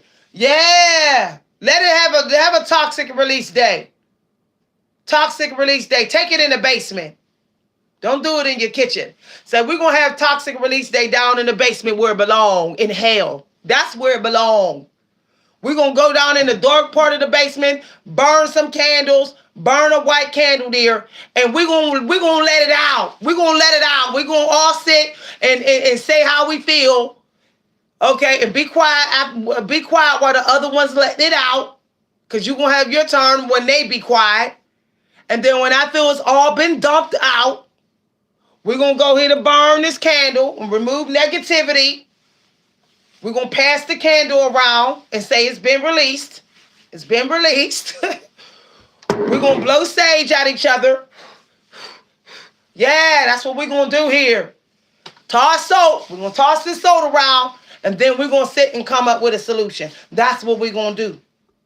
And we all going to agree that it's been left down in hell where it belongs. Once the solution has come out, you cannot talk about it no more. If you talk about it no more, you're not going to have the keys to the house no more. If you talk about it no more, we ain't going to celebrate your born day this year. Oh, we're getting into some big bills, huh? The bill going to come due. You bringing the toxic energy back. Though it's been released and a solution has came, it means you're being vampirish. Now it comes with a price. See, that's what you're being a vampire then. We will not celebrate your born day. I don't celebrate the born day of vampirisms. Vampires. I don't got time. They the walking dead. I don't celebrate them. Okay? You will not go on a vacation that we're going on. You will stay home. You young, you going to stay home with grandma while we all up in the vacation. Vacation is for people that's letting go of toxic problems. They're not taking it to the vacation with them. That's why you're not going to go on vacation with family. That's what you tell them. Nobody toxic. and holding on to grudges, those solutions have come, is going on vacation. We're going to be up in Myrtle Beach, soaking it up, living it up, loving each other, having a good time, positive, while you sitting back eating chicken soup with grandma, being put in your place and getting grandma disciplined. That's what you going to be. And this is how you got to talk to your family. Mamas, that's how you got to talk to them. I bet you any money when you come back from that Myrtle Beach vacation, they be ready to let it go and take the solution. Because they don't want to keep on seeing y'all pictures of y'all having a good time and loving each other. They don't want to keep seeing it. They don't want to keep seeing it. I'm serious. I'm serious. I just did something with my daughter. She did something and I said, okay. I said, you're not getting the other half of your birthday gift until you come and you keep your word. You will not get the other half of your birthday gift. You will sit around and wonder what it is. You'll sit around and not have it because it's real nice too. I told her it's real nice. Until you come and keep your word, you will not get it. Because you will not disrespect me. You will not make a promise to me. I'm boss here. I told her, this is my home and my money. I ain't got to give you a dime. You grown with a whole job. I said, until you keep your word to me, I will keep the rest of my money and the gifts to myself. And if I get too tired of looking at it, I'm going to give it to somebody that deserves it. And she texted me yesterday and said, okay, Mom, I apologize. And she said she coming to keep her word. And I said, okay. Now, I'm not playing no games. I'm like that with my daughter. I'm like that with my daughter. She's a tough cookie. My daughter is a ball buster. No BS. Her boyfriend got real smart. And ignorant. And you know what she did? She didn't argue with him. She said she sat quiet while he was getting ignorant and his peeps was getting a little ignorant. And she said, got right on the phone, was like, Mom, come and get me. I said, I taught you well. Don't be sitting up there arguing with him and his peeps. Pack it up. You got a place to go to. You ain't got to be there. You got a whole job. As a matter of fact, you ain't even got to come to my house. You can go to the local hotel. You making good money. I taught her well. She called me and she came here and had some peace. I'm telling you, y'all better teach y'all daughters how and sons how to bounce up on them broads and dudes. Ain't no booty that important to keep arguing with. Bounce up on that, man. Bounce and spit on that. Get up out of that. Taught my daughter that. That's what I said. I said, you better pick up the phone and call. If your man in there arguing with you and not hearing what you got to say and not about solutions, spit on that. Bounce up out of that. I taught her that before she left. And I said, and you know what? And that, about a week, he called apologizing and saying, he gonna hear what she got to say. And then he ready for a solution. He seen she wasn't trying to come back till he stopped being toxic. I said, I'm so proud of you. So proud of you. And I said, don't be answering his phone calls while you trying to get some peace. Don't be doing that. Wait till you didn't enjoyed your day with me. You didn't got some peace. You done worked on your mindfulness, your mental health. She said, Mom, I'm not answering his calls because I'm working on my mental health. My mental health is at risk with how he acted. I said, I know exactly how you feel. My 19-year-old daughter said that. She said, my mental health is in jeopardy with how he's acting, Mom. She said, I can't answer that phone. And I said, I don't blame you. I ain't mad at you. I said she worked on her mental health for about a week until he was ready to own up to his crap. I'm telling you, you need to let him see you do it one time. Let him see you do it. I caught myself. I literally caught myself. I was glad that I caught myself by the time Percy put 5 on our live. You should see my muscles. Yeah, you got muscles, Percy. Percy. Percy always donate to our channel, and he is into fitness. Percy, when you want to bless our community with some pictures of your transformation? You need to show people that you can do it. Show people you can do it, that it's done. Y'all saw my transformation. If you look back at my pictures, I used to be 250 pounds. And now, y'all, look how small I am. If I can do it, ladies, so can y'all. See? Look, this was when I was halfway at the point. Look how small. Yeah. If I could do it and Percy could do it, you could do it. I was way bigger than this. I was like this. This is one of the flannels I wore when I was at my biggest, y'all. Look at this flannel. This is one of the flannels I wore. See how big it is? I want y'all to see this. I kept this flannel so people can see what I was dealing with. Look at this stuff. Look how big I was. Now look. Ta-da! See?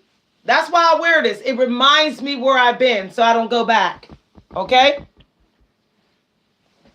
All right. All right.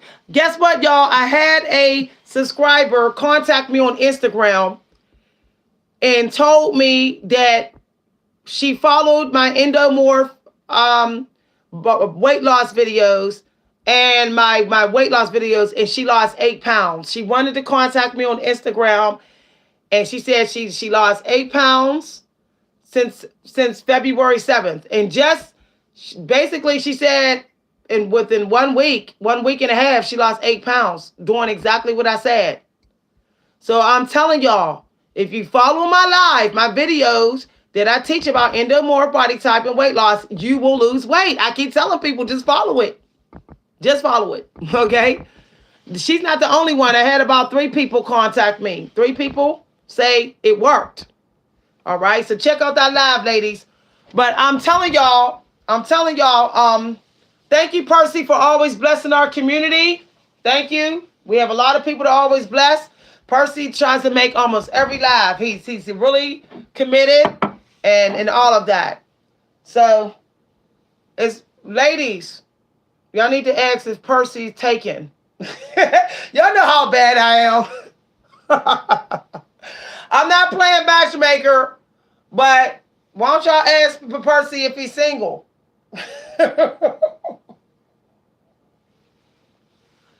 If he's been in here watching all my lives and videos, he doing some serious spiritual work, and he's taking care of his body. He alpha male. Yeah, we got some alpha male on some of my videos. Ladies, watch out.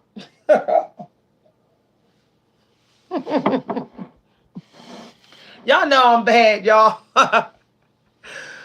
All right. So I want to talk more about what I was saying. Somebody said that they hope that their kids don't repeat what they're doing. When they said they didn't walk away. They let them see it now. Like, let them see it. Like, literally. Start letting your somebody said she ain't lied.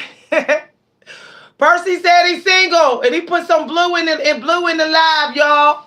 Oh no, he didn't. He blessed us with manifestation color. He blessed us with blue, 5th dimension color.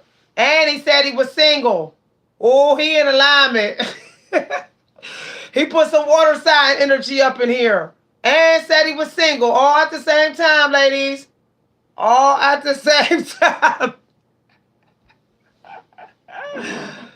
Woo! And if he up in these lives giving donations, that mean he attracting money. Ladies. Y'all know I'm wrong. All right, y'all. I'm gonna stop talking about that because y'all know I'm wrong. Remember that you'll always find your dream guy in the most unlikely place. You know the Most High reduces it to the ridiculous. When you find your dream guy, it's usually in a ridiculous place. Like, you'll be like, I met my dream guy on a YouTube live. Yeah, the Most High be doing stuff like that. The Most High be doing stuff like that. I'm telling you.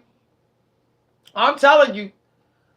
I'm telling you. I met my husband in a dirty old rundown gas station, and I was buying some Cheetos. I think it was Cheetos. No, salt and vinegar potato chips. And that's where I met my husband. He was filthy. He was dirty. He was stinky. He was not cleaned up. He was filthy. And I came in to buy some salt vinegar potato chips. And I was looking sad. And he said, "What's wrong?" And I told him, I said, "I'm getting tired of my boyfriend." And he said, "You need to leave him and roll with me." And I said, "Really?" I said, "Really?" I thought he was joking. And then I came back a week later to get some chips, really only some chips. And he said, "So when am I going to get to take you to dinner?" I said, "Surprise me. I don't know." And guess what? He watched me walk down the street. Some hours later, he knocked on the door. And I said, "What?" He said, "Ready to do dinner?" I said, "Well, I guess we doing dinner." And I walked out the door. My mom said, "Where you going?" I said, "I'm going to go to dinner with this fine man that's been trying to ask me out." My mom said, "Well, go on in." And I was a teenager. And I went to dinner, and that was all she wrote. Okay? And that's how simple it is. You never know when you're going to meet the one. Well, meet the one that's willing to fight for you and fight with you and fight it out. That's the one. The one is the one that's willing to fight with you, to fight it out until it works and fight for you. Okay? And fight because you fighting for them. Okay? That's the one. It ain't got nothing to do with anything else. All right, so let your kids see you do it. Like, seriously. So this sweet young lady in the live was so humble, and I think that's wonderful. She said she doesn't want her kids to repeat some things that she did that she wished she didn't do. I love the fact that that was so humble, and that's how you get help. You know, humbling yourself and saying, "I made a mistake." And what you do is next time you get in a situation, let them see that you dealt with it the healthy way, the right way. They will never know the healthy and right way if you don't let them see it. They won't trust other people's doing it. But if they see you do it, they'll say, "Yeah, I should trust it." Yeah. Okay. That's why I let my daughter see me walk out. I walked out on my whole family at a party. I let my daughter see they was being toxic and disrespectful. I walked out on it. Walked out on it without even saying I was leaving. I let my daughter see that. I let my daughter see me say even to her dad, "Look here, when you ready for a solution, let me know. I'm done with this conversation." I let my daughter see me do that. I walked out on a school principal. Yeah, and the assistant principal. And the girl that my daughter was fighting with. The girl put her hands on my daughter. And they wanted to say my daughter was wrong for protecting herself. And when I said she ain't wrong and she ain't in no trouble, she was protecting herself, the principal said, "You don't have to get smart." And that's what I said. "Come on, daughter." I said she ain't in no trouble, and that's it. And I said, "Let's go." And I walked on out of there with my daughter. Yes, I did. And left them high and dry in there. High and dry. And the whole meeting, I literally walked out in the middle of a meeting and left them high and dry. And the assistant principal called me and said, "Well, we just gonna we reviewed the case and we're gonna let them have a little break, a couple days break. It's not really a suspension." But I said, "Okay." I said, "Because I don't want to have to go to the Board of Education. I'll go to the Board of Education. I'll go over your head." She said, "Well, that's not necessary." I said, "Okay, it's not necessary. But understand, I meant what I said. She ain't in no trouble. Say what you got to say and walk away. People know how they did you. They know what they did. Don't keep on going on. I keep on telling y'all 15 seconds, 17 seconds at the at the max. Come and say what you got to say. Here's the solution. Now, if you're trying to do bye. That's it. They wanted me to sit up there and grovel and be like, please don't suspend my daughter. Please don't suspend her. Please don't. Know what? I said what I had to say. I said, she came in your school 4.0 student. She said, so did the other girl. I said, but she was here before my daughter. My daughter just came to your school. I repeat, she came in your school with 4.0. She didn't start the fight. The lady said, my daughter heard some rumors. That's why she attacked your daughter. I said, hearing some rumors is not enough to physically get violent. Just walk up to somebody while they're eating and punch them in the face. That's what she did to my daughter while my daughter was eating. Just walked up and hit my daughter in the face. And my daughter stood up and went toe to toe. I said, she ain't in no trouble. She protected herself. She hit back. The principal said, you ain't got to get smart. I said, I meant what I said. I'm not taking back what I said. I said, now come on, daughter. And that was it. And we walked the hell up out of here. And that's how you got to be. And they respected my daughter after that. They treated her as an equal. That wasn't toxic. As a matter of fact, she even got respect from other people's mamas that was there. Her popularity grew because they seen she got a mama that ain't playing. She got a mama that ain't playing. Her mama will come up to the school and her mama will say what she got to say and roll. They know that I'm like that. I didn't went to mama's doors. I didn't went to mama's cribs. Y'all, no lie. This one guy, the one teenage boy, 16, threw a bunch of condoms at my daughter. No, my daughter was only like 13. I went right to his house. Knock, knock, knock. And his mom, she had a little attitude. I said, your teenage daughter threw condoms at my daughter. She said, I didn't know he did that. I said, well, he did it. And if he ever does it again, if he comes even near my daughter, I'm calling the police. Okay? She's like, well, y'all said, well, that's what's going to happen. He's going to be in jail for sexual assault. Have a good day.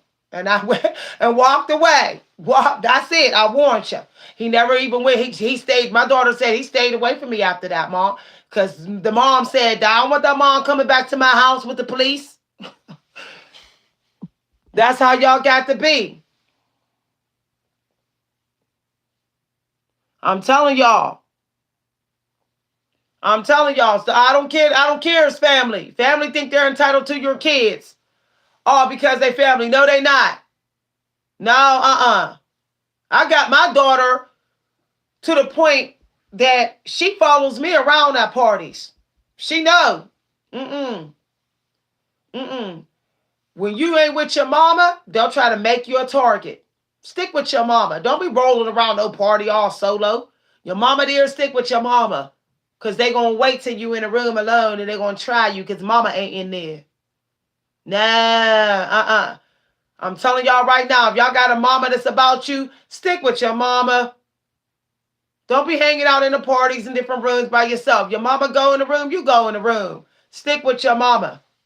I'm telling you, that's serious. That's serious. I went everywhere with my mama. Matter of fact, I ain't want to go nowhere without my mama. My mama taught me how to be strong like this. I needed to be around my mama, so I learned how to be strong. Mama bear don't play. You'll get the claws. Claws and the paw. Paw, claw at the same time. Pow, boom. Right from the mama bear. Y'all better step up and be mama bears. I'm telling you no lie. This is a ruthless world out here. And they coming for your kids. You better get ruthless. You better get ruthless. I know y'all don't want to hear this. You got to. I know you're saying it's ridiculous to walk around already ready for a fight. You better be ready. You never know when the fight gonna come out of nowhere. Let me tell you, I had a mama bear, somebody else's mama bear tell me that. Somebody else's mama bear literally said, young lady, she said, every time I see you when you're by yourself and you get on the bus, you don't never have nothing attached to you, a weapon or nothing. She said, you ain't ready for no random fight. Thank you, Hoppy. Hoppy put 3 on our live. Thank you, Hoppy. Thank you. This mama bear literally said this to me. She said, I'm going to tell you something. You better be ready for a fight at any time. Every time I see you, you don't got no type of protection attached to you or in your hand. She said that happened. I used to be like that. She said, and I got attacked out of nowhere. I wasn't ready because I didn't have anything on me. She said, don't do that no more. She said, if you ain't with your mama, you're not with your mama walking around out here, you better stop walking around out here without no protection. After that, y'all, no lie, as soon as I see somebody walking coming towards me, pepper spray and stun gun goes right in my hand. I'll be walking like this with it in my hand. I'll be walking like this. You are of light and shimmering. You're a light worker and shimmering. So many people want to try you. So many people want to try you. Stop looking at people too. Stop going, letting people stare you in the eye like this. Stop doing that. Unless they for your goals and everything, unless you're trying to help them, they don't matter with looking at them. That's nope, don't. Some people will like to give you the stare down like this, all because they're trying to test the strength of your life. So stop staring at people in these grocery stores and these places. Hoppy put 3 on our live. Okay, it's 3. Yeah, Hoppy put 3. Hoppy, you always helping us out. Thank you, Hoppy. Every time you're here, you help us out. I'm tell it. Shoot. Stay hard. I'm telling you, this is a time to be soft. Soft is for the loving.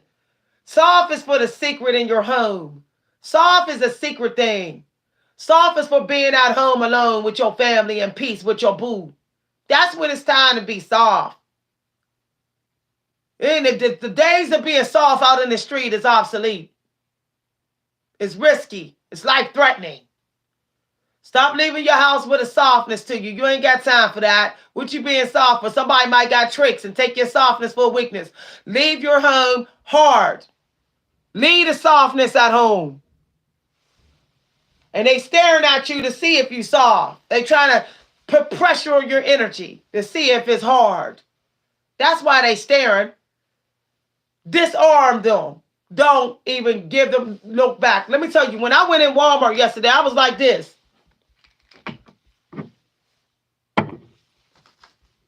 I focused on what I was buying. When I got in line, I looked at my phone. I looked at my groceries. I don't look at people when I'm out here. I look around one time to see what's going on and I listen. I can listen more than I look. I listen more than I look. Why? Because when you get to looking, people want to have eye fights. Eye strength tests and stuff. They want to peer into your head and see if they can feel how strong your crown is. I ain't got time for them games. Reduce it to the ridiculous. Stop looking at people. And if they want to talk to you, somebody attracted to you, hey, babe, he'll make himself known. You don't got to stare at no man to get his attention. You ain't got to stare at no man to get his attention. Trust me, he didn't look you up and down in your face. First of all, I can tell you right now, if a man didn't try to talk to you right away, he ain't for you. He ain't for you. If he waited till you walked away, till your butt was in his face, he ain't for you. He ain't for you. I know y'all ladies say this is, no, he ain't. Some random high, no. When a man really wants you, trust me, he will make the move. And if he ain't make the move right away, you ain't got time for him. Reduce it to the ridiculous. If a man waits till you get across the parking lot and say, hi, baby, say no hi. You saw me walk by. You saw me already. Get on out of here, creep. Yeah, that's ridiculous. Yeah, he'll say, oh, you overreacting. No, you're toxic. You looked me in my face when I came out this store. I felt your eyes. I saw the glance of your eye. You waited till I crossed this parking lot to call me? Get on up out of here. And that's how you got to be. Don't be looking at these people no more. They trying to pull at your pool with their eyes. Eyes is a weapon. Eyes is an energy weapon, and it's a tool the energy vampires love to use to put pressure on your crown to try to make it crack. No, don't. You can listen. You can hear what's going on. You can hear, glance around. You do glances like this. That's it. Glance and listen. Glance and listen. No, nobody get no stop. I call staring at somebody. You're giving them blessings of energy. You're giving them your attention. That's a blessing. No, no, no, no. Don't. That's right. And be careful of keeping shades on, because if you're staring at people through shades, people can feel when you're doing it. Now, I gotta warn you about that. If you like to, if you, a lot of people will wear shades because they want to stare and not be caught staring. People can still feel you through the shades. If there's an oracle or a light worker, they can feel when you're staring at them through the shades, and they will get creepy vibes. You don't want to be accused of being a neighborhood creep. That's another thing you got to be careful with them shades. I'm telling you. You get to staring at a woman that you don't want, but you just want to be a creep and looking at her butt and sizing her up and thinking she can't feel you. Oh, she can feel you staring. She can feel you staring. And then you might notice that every time you go somewhere, that woman don't want to walk away from you. You wonder why she's being repelled against you, repelled from you. She felt you staring through those shades. Energy, eyes come with some type of pressure. Shades don't block it. Okay? All shades do not block people from feeling your stare. Okay? They do not. They do not. I have felt people staring at me through shades.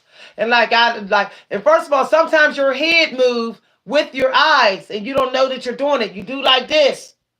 But you think that you don't even realize that your head moved in the direction that your eyes moved, even though you got shades on and didn't realize you did it. That your head moved too. So the person say, wait a minute, his head moved in my direction with shades on. He stared at me. Serious. Okay? Don't master the art of deception. That's not a good skill to have, even with using shades. All right. I wanted to talk about that. Yep. And somebody can stare at me all they want, and I'll keep on staring straight, or I'll keep looking at my phone. Okay? No, you can't. Not every shade, every. Don't say that because that sounded creepy. That sounded creepy. Don't say that. I got creepy vibes. Don't say I could look and not stare to where you won't feel me. No, that's an energy vampire thought. Nah, no. You could be looking in my direction all you want. But the moment your eyes get on me, I can feel it. I don't care if you think that I think you're looking beyond me. Or, oh, he must be looking at the stop sign. The moment your eyes is on me, I can feel it. I'm an oracle. People that's living a pure and innocent life and not wasting their energy, they can always feel when your eyes are on them. It doesn't matter if you think you tricked them and looking beyond. Okay?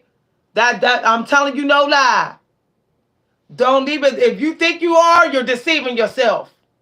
Narcissists love to use shades to pick out victims and say, I wasn't looking at you, I was looking at the sign. People know when they can feel your eyes on them. It doesn't matter if you think you're looking at, they can feel your eyes on them. Okay? Observe is still staring. Call it what you want. Don't switch the language up, babe. Don't switch the language. It's still staring. It's still staring. And it's a way you're using those shades to protect you from getting stared back and hoping somebody will doubt that you're staring at them. It's trickery. And it's toxic. If you're going to observe people, grant them the right of the choice to observe you back. Otherwise, it's low-key vampirism. So, I ain't doing that. You gonna give creepy vibes. Someone's gonna think you're a vampire after a while. I'm telling you no lie. You don't hear the conversations that go on about people who wear shades. People that wear shades all the time, they got bad reputations. Good luck with that one. You don't hear the conversations that women talk about. There's women that talk about, oh, he's a creep. Every time he comes around us, he got on shades. He's a creep. Yeah, you watch it. There's people calling you a creep. You'll never live it down. You'll take the shades off and people can still You'll never live it down. You'll take those shades off and they'll still be calling you a creep. Okay? So I'm telling you, there's people that think they slick. They done peek through, they peeping through the blinds. I can feel when people's peeping through the little crack in the vines at me. There's people that's called. If you're a chosen light worker and you called to do this, you always feel it. You always feel it. And it gives off creepy vibes. Yeah. It gives off creepy vibes. Okay? There's all kind of tools that people use. Shades is also an energy vampire tool. Yeah. Warlocks use them and witches use them. They do. Because eyes give you away. They tell a story. If you can see other people's eyes, but you don't want them seeing yours, it's fishy. It's fishy. I'm always suspicious of people that always wear shades. Okay? If you're going to stare at me and you don't want me staring back, like, hey, giving me the option to stare back, I don't trust you. And I'm calling it what it is.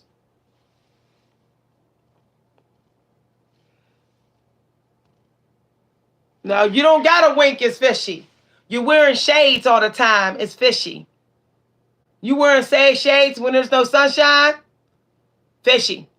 Now keep on trying to dance around it, but you're fishy. Okay? You don't gotta, first of all, you ain't gotta do no physical action to be creepy. That's vampires talk. Vampires think they're protected, that they are not caught because they didn't do this. No, you don't gotta do that. Energy vampires got a signature energy to them. You ain't gotta do no action. You ain't got to do no action. I could feel an energy vampire even though they're sitting there and doing nothing.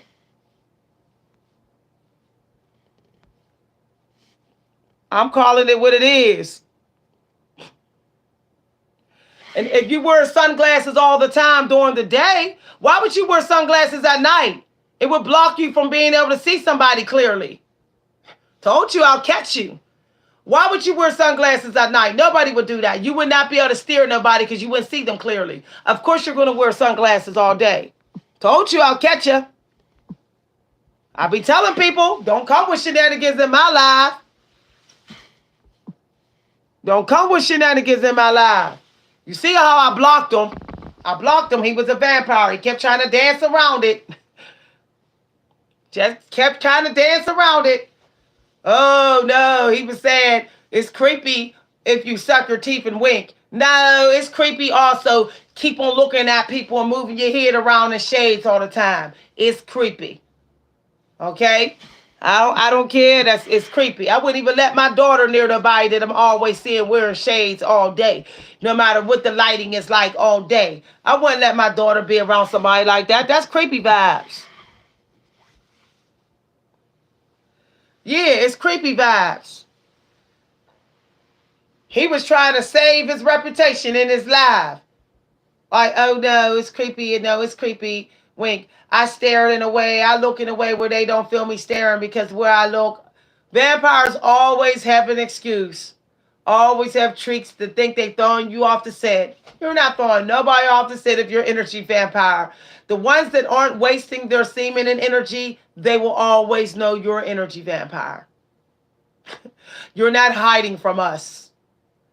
People that don't waste their semen and people that don't do toxic stuff always can feel an energy vampire the moment it walks in the room. That's one of the powers that you get.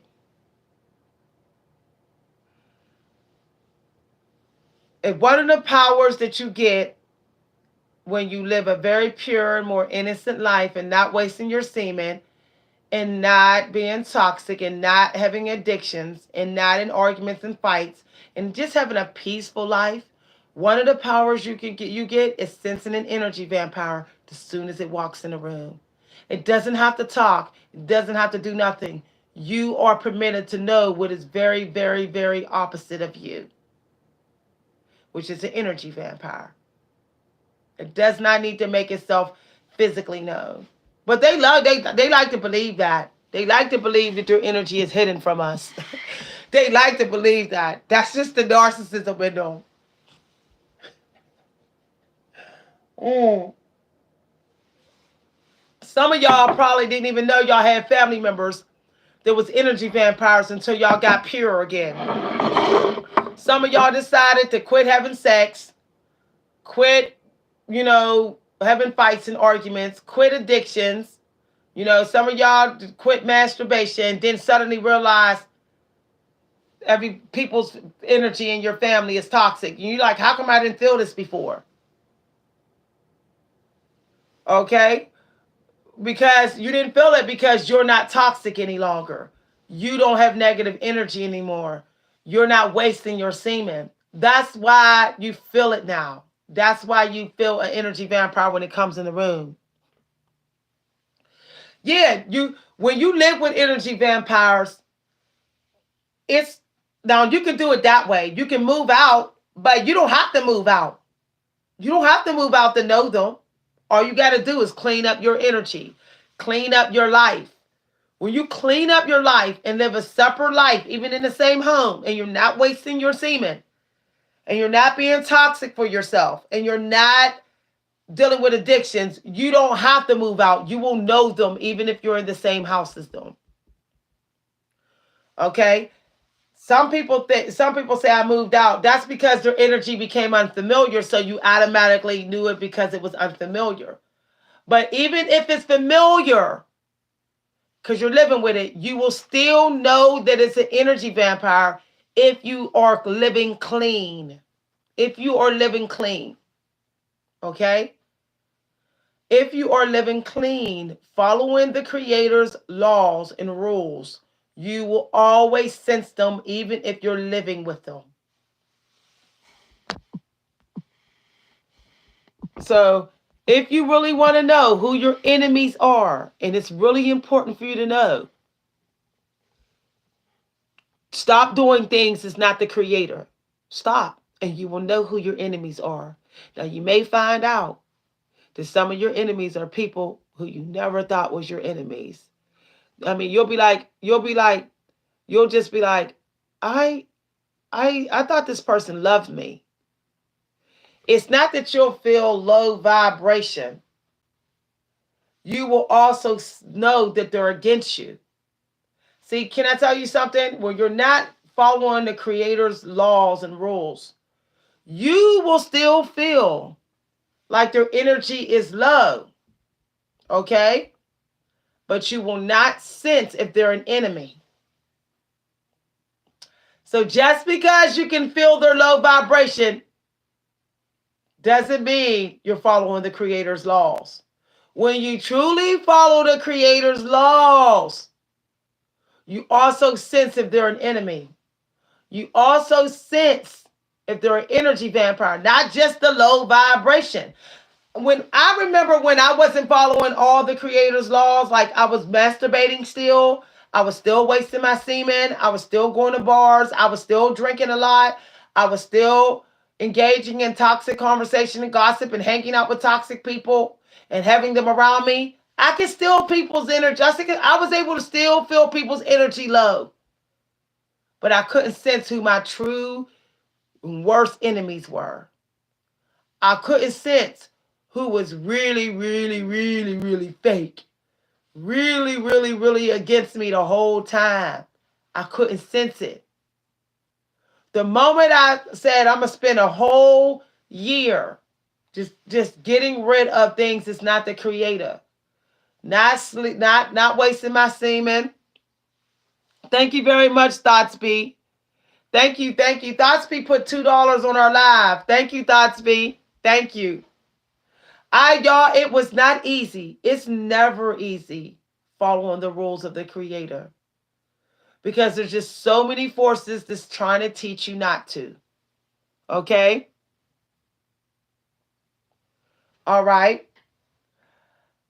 The thing is, the longer you are vibrating at a higher, I don't even like to say that. Shimmering. Shimmering. I don't say high vibration because sometimes high vibration ain't legit. Understand, there's people that can fake the high vibe. Yeah, they can fake it. They can fake it. I say shimmering. Because see, when you are truly following the creator, you shimmer. Not everybody with a high vibe is shimmering. Not. Some people that shave their semen, that don't waste their semen, they got high vibe, but they're not shimmering. There is faking it. Do you know there's people that don't waste their semen, so their vibration is high, but they're still toxic, but they're still negative, but they're still fake. They're just not wasting their semen. Don't be fooled. Don't be fooled. Okay? Shimmering is the next level of vibration. Not everybody with high vibe is shimmering. Water don't always shimmer. It doesn't always shimmer. I've seen clear water. It wasn't shimmering. It wasn't always shimmering.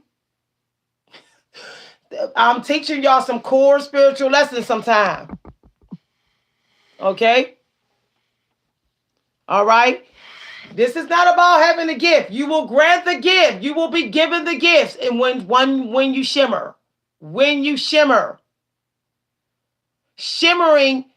To shimmer, it requires a lot more than saving your semen. That's why I don't support the saving semen community. I don't support that. Because there are people that just want to get a higher frequency, high vibe, and make people think that they're saved, they're reborn, they're better people. That doesn't mean they're better people. There's plenty of people that's not having sex. I know elderly people in a retirement home that wasn't having sex, but it was toxic and mean and bitter. That means they did not shimmer. Now, these are some core lessons. Core lessons. Everybody that's high vibe don't shimmer. Now, I know some of y'all might be triggered and say, just because you're high vibe, it don't mean you're shimmering. Okay? It doesn't mean you're shimmering. Just because you got energy vampires trying to jump you don't mean you're shimmering. They jump you if you high vibe. But it doesn't mean you're shimmering. When you're shimmering, you'll have other powers that you didn't know. You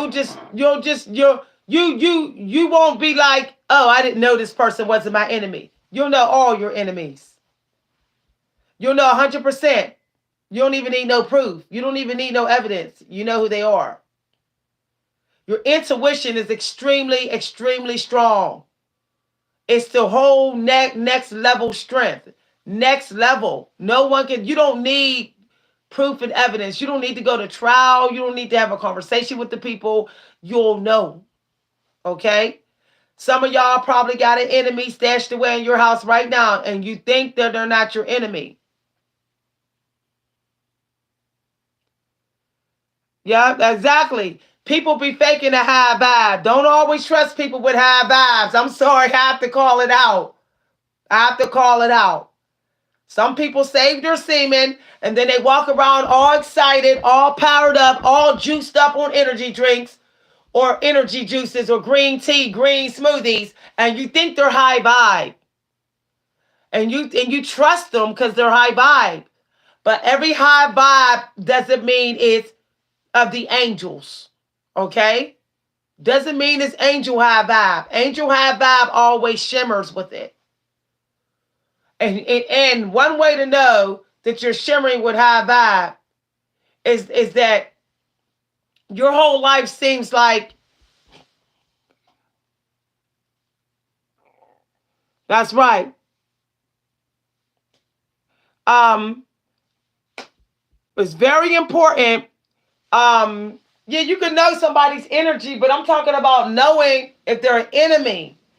Knowing their enemy. You'll even know things that they did. You'll know some of their secrets. You'll know some of their lies. You don't even got to know them.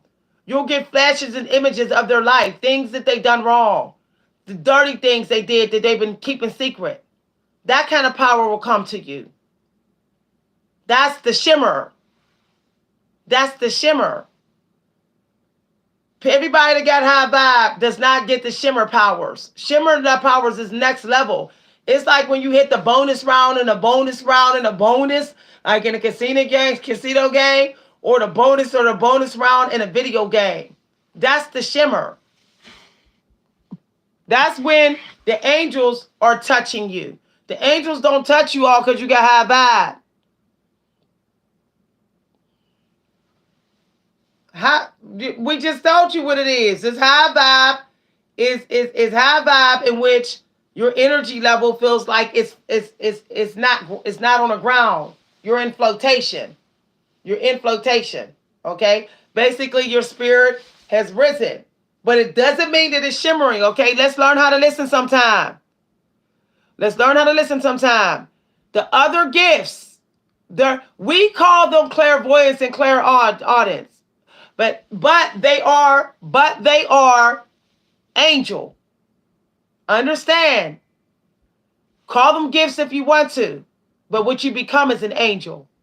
Okay? No, no.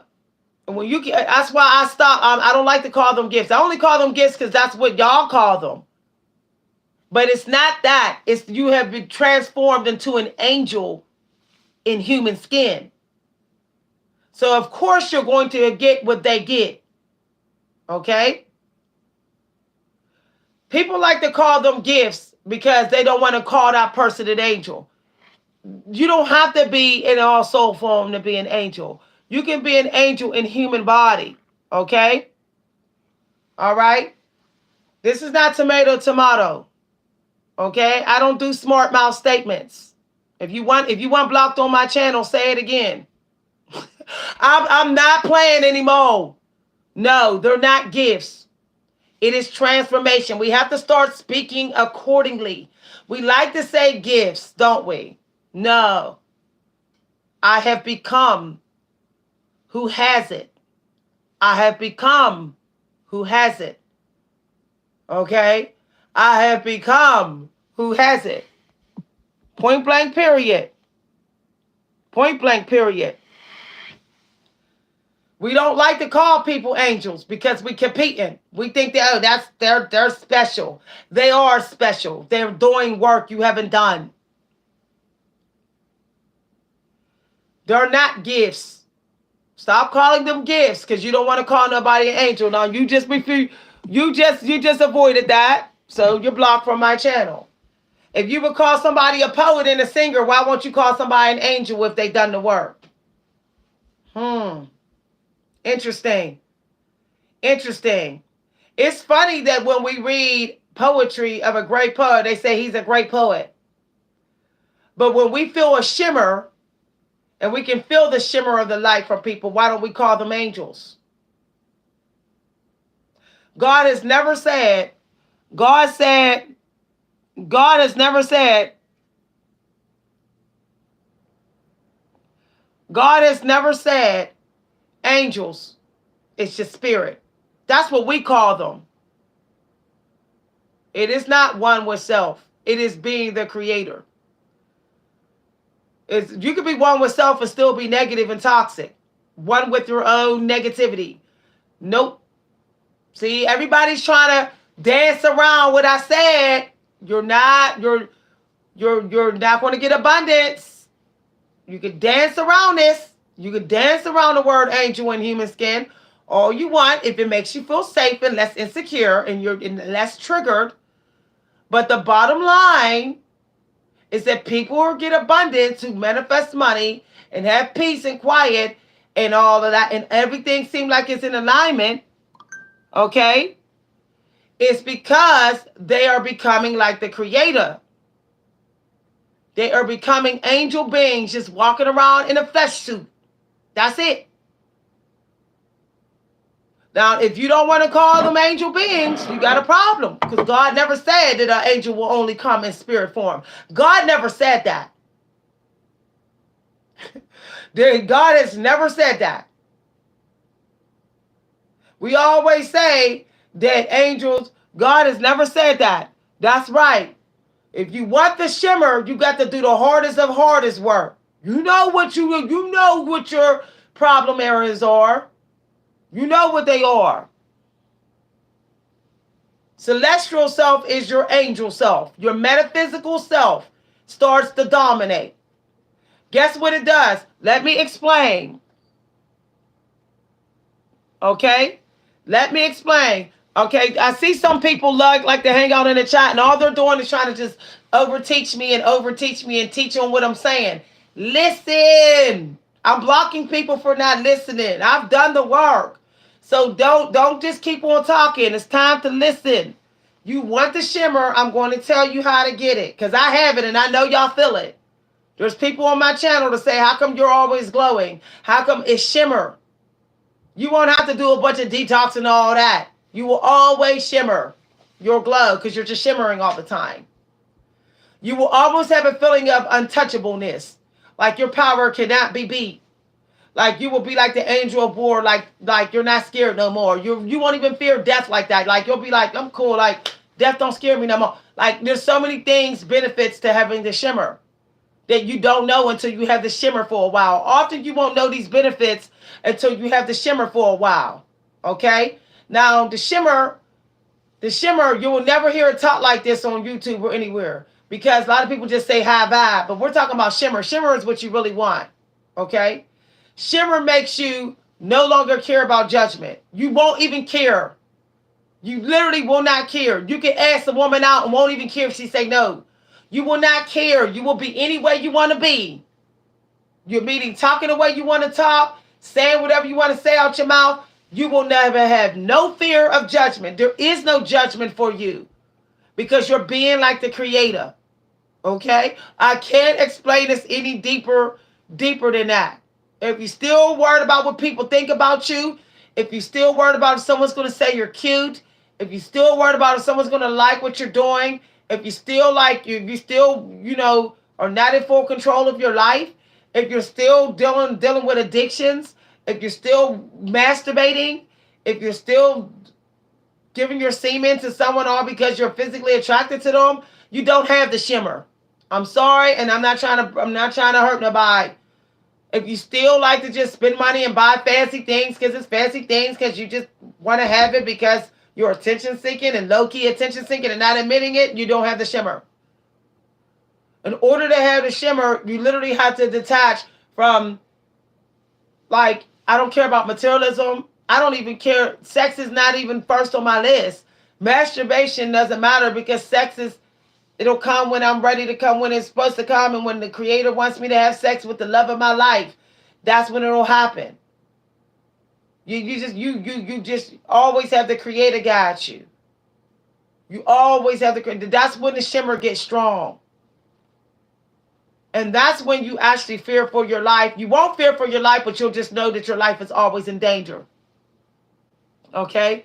That's when you'll know when your life is always in danger. That's when you'll feel that it's always in danger. Okay? When you have the shimmer, your life is always in danger and you can feel it. You'd be like, I can't go out here. Like, you just feel like danger's everywhere.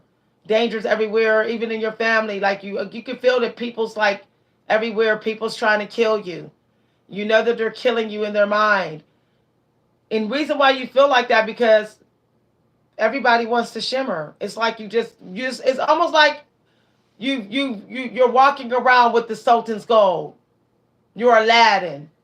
You're Aladdin. You're walking around with the genie lamp and nobody else has it. Okay? So that's why you feel that way. Okay? All right? So someone said they want to shimmer. Find out what things you're doing that the creator says you got to stop doing. And stop doing them. It's not going to be easy. It's not going to be easy. Okay? It's not going to be easy. Okay? Somebody said, can you television started in? Okay, can we stick on topic? Somebody's talking about television. Stick on topic. Okay? Somebody said they love shades, but you also are staring at people in shades, and you know it's true. You're staring at people.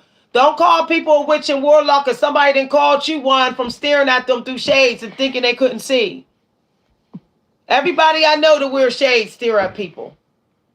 Their heads will go like this and don't know that their heads turn with the shade. So just please stop. We're not going to get into that. Shade people are getting triggered. Shade wearing people getting triggered. Okay? Yeah, he had the shimmer. It's not the glow. You can glow without the shimmer. You can glow without the shimmer. Bruce Lee had the shimmer. If you notice, there's nothing in Bruce Lee's history of him bed hopping. A lot of Asian people who are called to mastery, they do not masturbate. They do not bed hop, and they do not start trouble. They live a life of peace, and they're not attached to materialism. And they don't do toxic people. That's how you get mastery. That's how you get the shimmer. And they don't do addictions. Bruce Lee lived a life where no toxic people. He was solo a lot. He chose a wife. He didn't pick fights. He actually tried to avoid them. And he was quiet to himself a lot. He wasn't attached to materialism. As a matter of fact, he was a humble dressing man. He was a humble man where he dressed humble, and he didn't have much. I followed and watched this life story many times. Okay? All right? We're not talking about what you're trying to master in. See, that's you're not going to get the shimmer. Humble yourself. I be telling people sometimes they stopping themselves from getting the shimmer. Butting in to brag and say, I'm trying to master this. There's things I'm mastering, but y'all never hear me jump in conversation saying that. Humble yourself. Bruce Lee didn't walk around telling everybody trying to master karate. He didn't walk around saying that. He did it behind the scenes, and that was it. He achieved in silence. He didn't need to tell other people. Humbleness, too. Humbling yourself, not needing to get attention. Not needing to get attention for what you're mastering. Not thinking like you have to have attention for it. That also helps you get the shimmer. Understand the shimmer has all the elements in alignment. Okay? All right? You have nobody to convince but you and the Creator. That's all. Stop going out here trying to convince everybody of what your worth is, what you can do, what you not doing anymore. That's for you and the Creator. You have nobody to convince of that but you. This shimmer growth that I got, I haven't told my family. I haven't told my daughter. I haven't told my husband or my family members the work that I've done and what I've done and what I haven't done and how I got the shimmer. They don't know because it wasn't for them. It's for me and the Creator. It's for people that I'm teaching about it. Other than that, I don't talk about it. See, I know this is jaw dropping because I don't care to get attention for it. I didn't do it for attention. I did it for the sake of my soul. I did it for peace. Peace between me and the Creator. That's why I did it. That's why I did it. That's why I left the bars. That's why I stop arguing and being toxic with people. That's why when family members get toxic, I just walk away. Cut. Okay? Okay? Yes. When you get to the point of having the shimmer, you're just not worried about getting attention and impressing people. You're just not worried about it anymore. You just don't care if anybody knows. You just don't care if people want to argue. You just don't care if you're not having sex and everybody else is. You don't care. You don't care that you got to spend money to get healthy food, and healthy food is expensive. You don't care. You spend the money on the healthy food anyway. You don't care if nobody wants to talk to you because you're not doing the common stuff that everybody's doing. You don't care. Like, you just don't care. You know that you're doing what the Creator has asked you to do, and that's good enough. You know, you say, oh, well, I'm alone a lot of times. That's what I got to do. I'm not giving up my relationship with the Creator from nobody, not even for my husband. My husband can say he want to go to the bar and be toxic. Go ahead. I ain't going. I'm not, no. I'll have me a little healthy drink with my food. I'm not giving up my relationship with the Creator. How bad do you want to be with your Father? How bad do you want to be with the Creator when you're gone? Do you truly believe that hell exists? Ask yourself that. How bad do you want to be with God? How bad? If you really want to be with God, give yourself some peace. Give yourself some peace. You know you're not getting peace sleeping, having sex with a demon, playing with yourself. You know that's not peaceful afterwards. You know your peace goes afterwards. You know when you letting people argue with you, you know that's not peaceful. When you get real tired of not having no peace, like real tired, you will turn to the Creator and let the Creator tell you what to do. You will listen to the Creator then, because you just get too damn tired with not having no peace. Now it's sad. Some of y'all may not until you 60 be like, I'm tired. I'm not having no peace. I'm listening, Creator. It happens in your own good time. You get the shimmer when you're ready. When you're ready. When you get tired of not having no peace. You got to be real tired of not having no peace. Some of y'all ain't tired enough. And usually it takes for some people to be near death, like the no peace is killing them. Like the noise and the chaos and the pain and the hurt and the fight feels like it's killing them.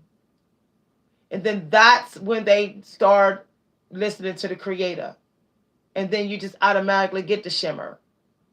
See, you don't get the shimmer by trying to get the shimmer. You get the shimmer because you got fed up with not having no peace. And you went and got the Creator. You sick the Creator on yourself. And you sick the Creator on them. Then you get peace. And then you get the shimmer. The shimmer's a bonus. You just get it because it comes with the package. You get it because you didn't decided you want to be with the Creator. But I can tell you right now, it's very hard to get peace and get the shimmer when you always being with people. Always letting people choose when they can be around you. Always trying to be around people. It's very hard to get peace. It's very hard to get the shimmer in. Most people get the shimmer as alone all of the time. I mean alone.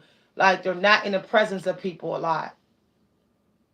They might, like I might be in the presence of my husband like an hour and a half a day, and that's it.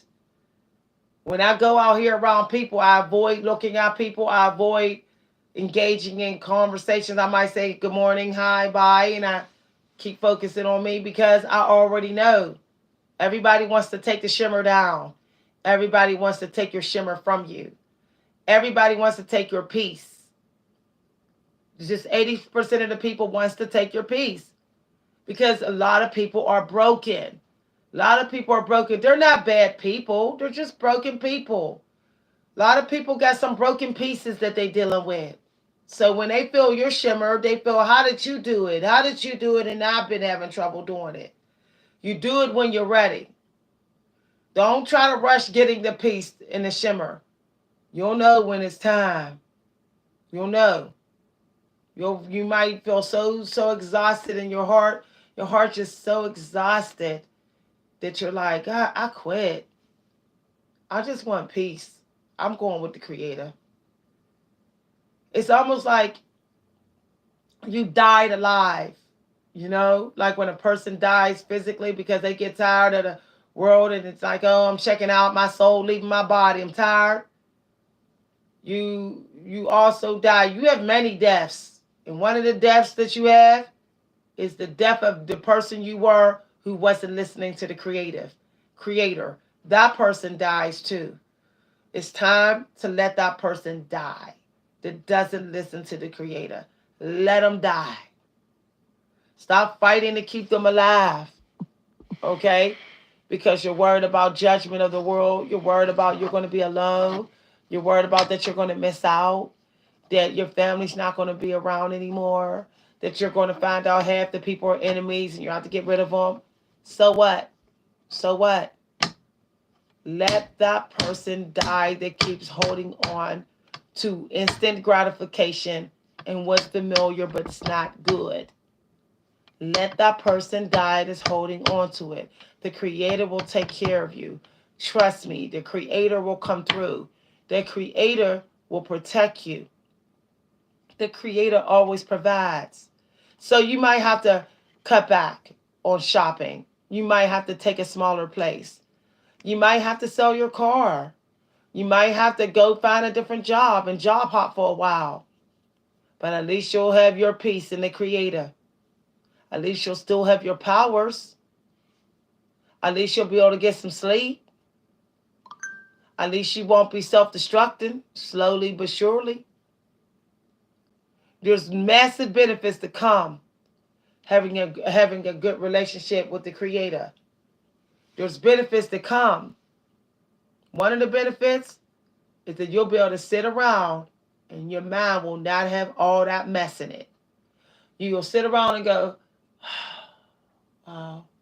You feel like you have all the time in the world to live because your mind is not messy. It's not messy. It's not saying, oh, if only I could stop masturbating. If only I could stop being with this man. If only I could stop arguing with family. If only I could stop this. Your mind won't have all that in here. Okay? I didn't say shut people off. If you're so quick to look at think negative of what I'm saying, then you're not deserving of the shimmer. It's not shutting people off. I said help. Shimmer people also help and they serve. They help those in need. That's not shutting people off. I'm not shutting people off. I'm talking to y'all in here. I said that I see my husband for an hour and a half. Don't use excuses. Stop letting the devil make you think of some excuse to not have a relationship with a powerful relationship with the Creator. The devil tells you you're shutting people off. I always hear people run with that. You're not shutting people off if you have the shimmer, because the shimmer always pushes you to serve and help those who are in need, to counsel, to guide, and to help those in need. The shimmer always pushes you to do that. You want to do it all day. You just want to do it. It's a part of your calling. That's a part of being an angel in the flesh. You're not out here trying to see what you can get, see what you can get, see how you can get whatever. You out here to serve. The shimmer makes you serve. You will obey the shimmer. Understand, you cannot override the orders and demands of the shimmer. That is also a part of the duties. You will not be able to avoid it. You will suddenly become a person that's like all about service. You're all about, you might get a job in which you feel like you're being a good service. Maybe you're a cook feeding people.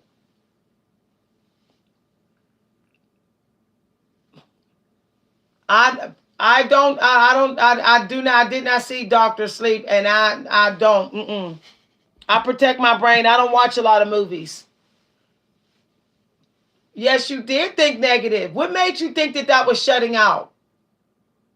Why didn't you say, thank you, this is some good lessons you're giving me. I see that these are some things that's useful. And then you did it. You immediately said you're shutting. How are we doing this if we're shutting people out? What made you think that was shutting people out? Nothing I said was shutting people out. If I'm shutting people out, why am I talking to you? I have the shimmer. See, we're not going to play these games. We're not going to play these games. Stop planting seeds in people's heads that people don't need in their heads. Okay? There's all kind of low-key ways to run from doing the work. What made you even think of shutting people out? Monks aren't shutting people out. They're right up on YouTube teaching. They're literally going out here and they're teaching. They're writing books. That's not shutting people out. So where did you get that from? But if you want to believe it's not negative, it's up to you. It is negative. You didn't say nothing positive about what I said. See? I be telling people. I be telling people.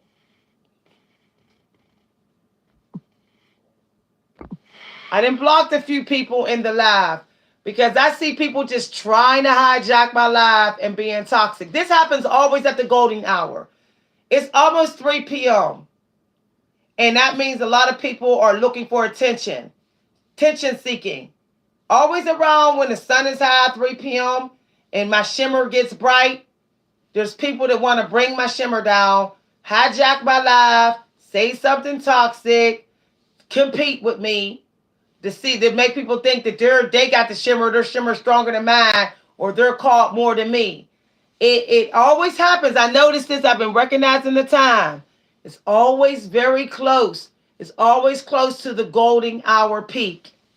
The energy vampires go on a mission troll in the lives on YouTube soon as the golden hour is about to peak. They do this every time. This is why I wasn't going to do a live at this time. So I'm gonna end the live because I see that there's low key energy vampires that want to jump in it now, and I don't. I'm protecting my shimmer and my energy. I do not have time for it. I thank you everyone who was listening so far. Thank you very much. Um, I will talk more about this. I see some people were great listeners and weren't too busy trying to see the downside, some downside, and wasn't too busy trying to compete, but really was trying to get the lesson. Now, whatever it is that you're dealing with that's pulling you away from the creator, keep it a secret and work on it. It's not nobody's business but yours. It's not nobody's business for yours. We all got our own problem areas that we work on when it comes to our relationship with the creator. I've overcame mine, but it's different for everybody. Okay? One of mine was alcohol addiction. I had a thing, obsession with wine. Okay? I had an obsession with sex. When I would get in the throes of sex, I would always want it, want it, want it, want it. A little bit too much. Okay? So it's different for everybody. It's different. Okay? You know, you can make a little list of the things, but be honest, be truthfully honest to yourself what they are. Mine was wanted to prove I was worthy to my family. I needed them to see my worth. I wanted to prove it. It needed to be proven. That was a problem. It was low-key worship. Low-key worship in my family. Why do I need their approval so much? Why? They're not God. That's low-key worship. I had to work on that. I'm only telling y'all things that I know because I did this stuff. I had to do the work. Yes, yes. I had an addictive personality, y'all. I had an addictive personality. Soon as I liked something that was good, I got addicted. I'm serious. Soon as I enjoyed something a whole lot that wasn't of the creator, I would get addicted. And I had to work on that. I had to stop doing that. Thank you very much. I'm glad people understand.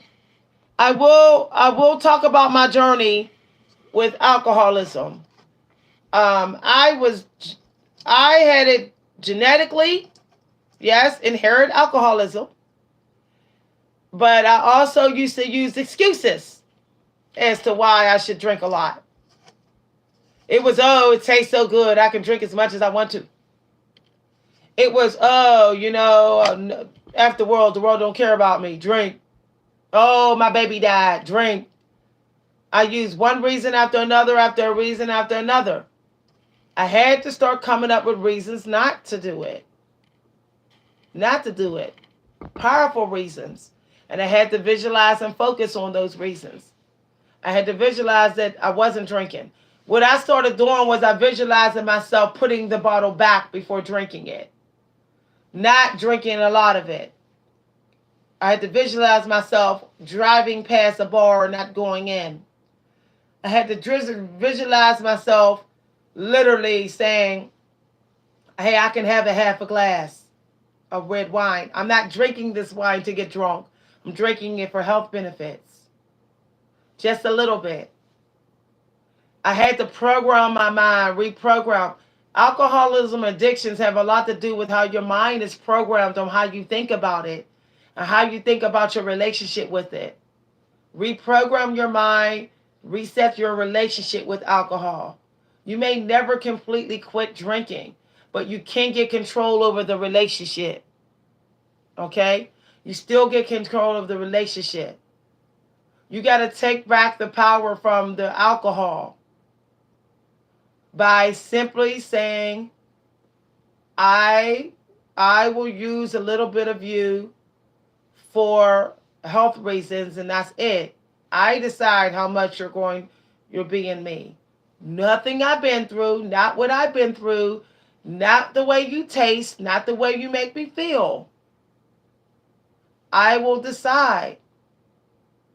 You got to things become demons when you let them come take control over you. Sometimes something wasn't a demon until you let it take control over you. Okay? Then it became a demonic relationship. Then it became a toxic relationship once you let it take control over you. Start taking control over anything that you like to do. Control the inflow of it. Control it. The inflow. Say, okay, I've had a few sips. If I take more than that and let it tell me, I'm giving it power. I cannot let anything have power over me. Only thing that has power over me is me and God. That's it. Alcohol does not have power over me. And once I let it tell me to drink more and more, I'm giving it power over me.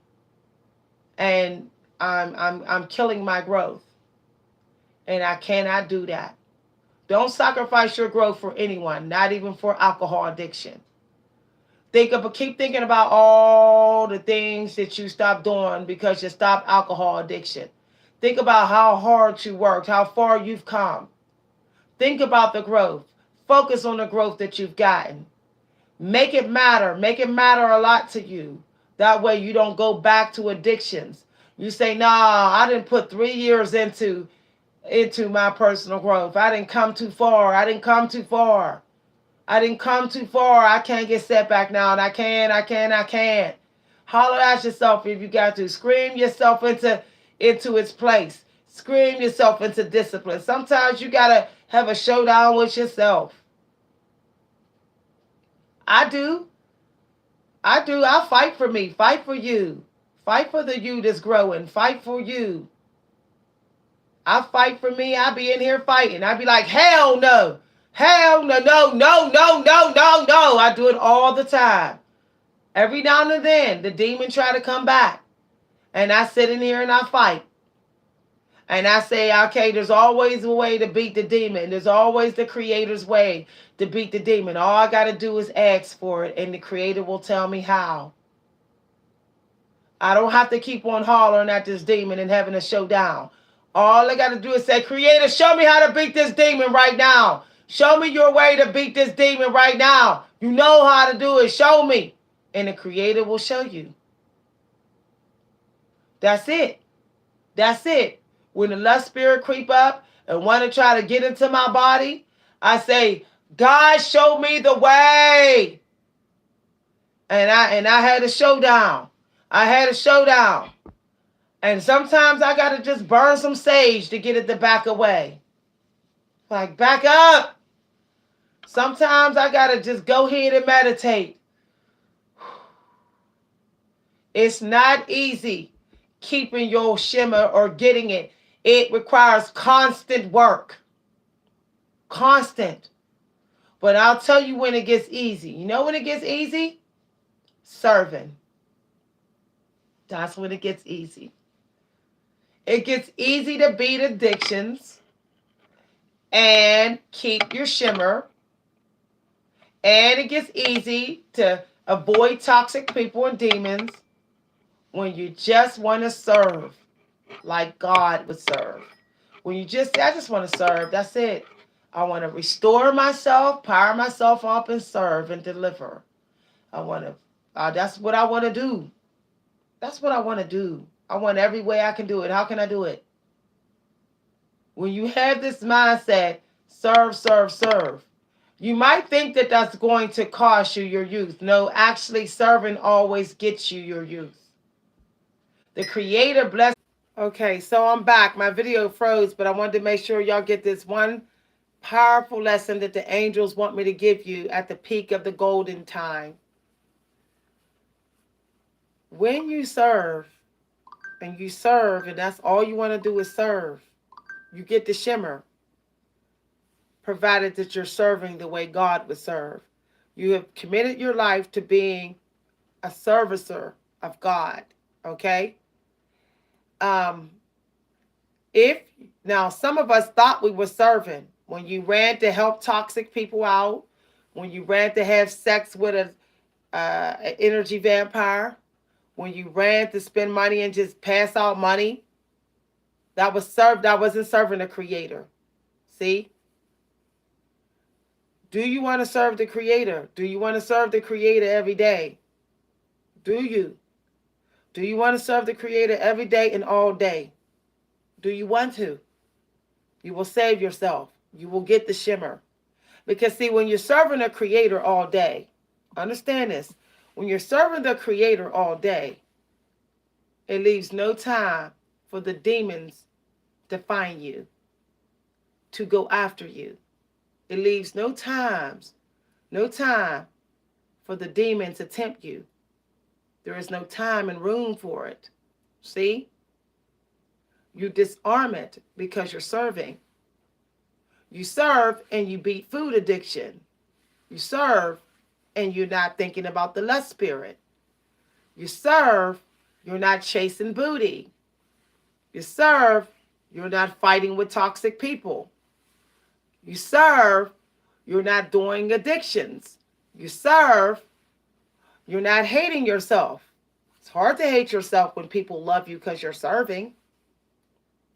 You serve, you serve, you don't feel like you're wasting your life. You serve, you know you'll be remembered. You know that even though you might die poor, financially poor, you will be legendary. No one forgets people who have committed their life of service. You know that they're going to have the most beautiful memorial for you, that people are going to have a nice funeral, that people online are going to be posting information and post about you. People are going to never want to forget you. That even though people have hurt you in your past before you became a good service, they did not do this one thing. They did not take your ability to become legendary. You have proved it on that you was way more worth than they said you was. Because look how you became a service all your life, and you have secured your legendary reputation long after you die. One of the things that you're supposed to be creating for yourself is your legend. Okay? What do you want your legend to be? Now, I'm trying not to get teary-eyed and water-eyed because I was saving this for the meetup. I wanted to have a real talk with y'all on the meetup when we come. When you come to visit me and we meet somewhere on the meetup, I was going to have this real talk. God secured his legend, didn't he? He's legendary. So is the people of the Bible. But they did something that came with the greatest of sacrifices. They said they were going to serve. You do not get remembered because you loved a few people. Because you was beautiful. You was fine. You be remembered and not forgotten because you committed your life to a service. Okay? That's a part of what you're supposed to be doing.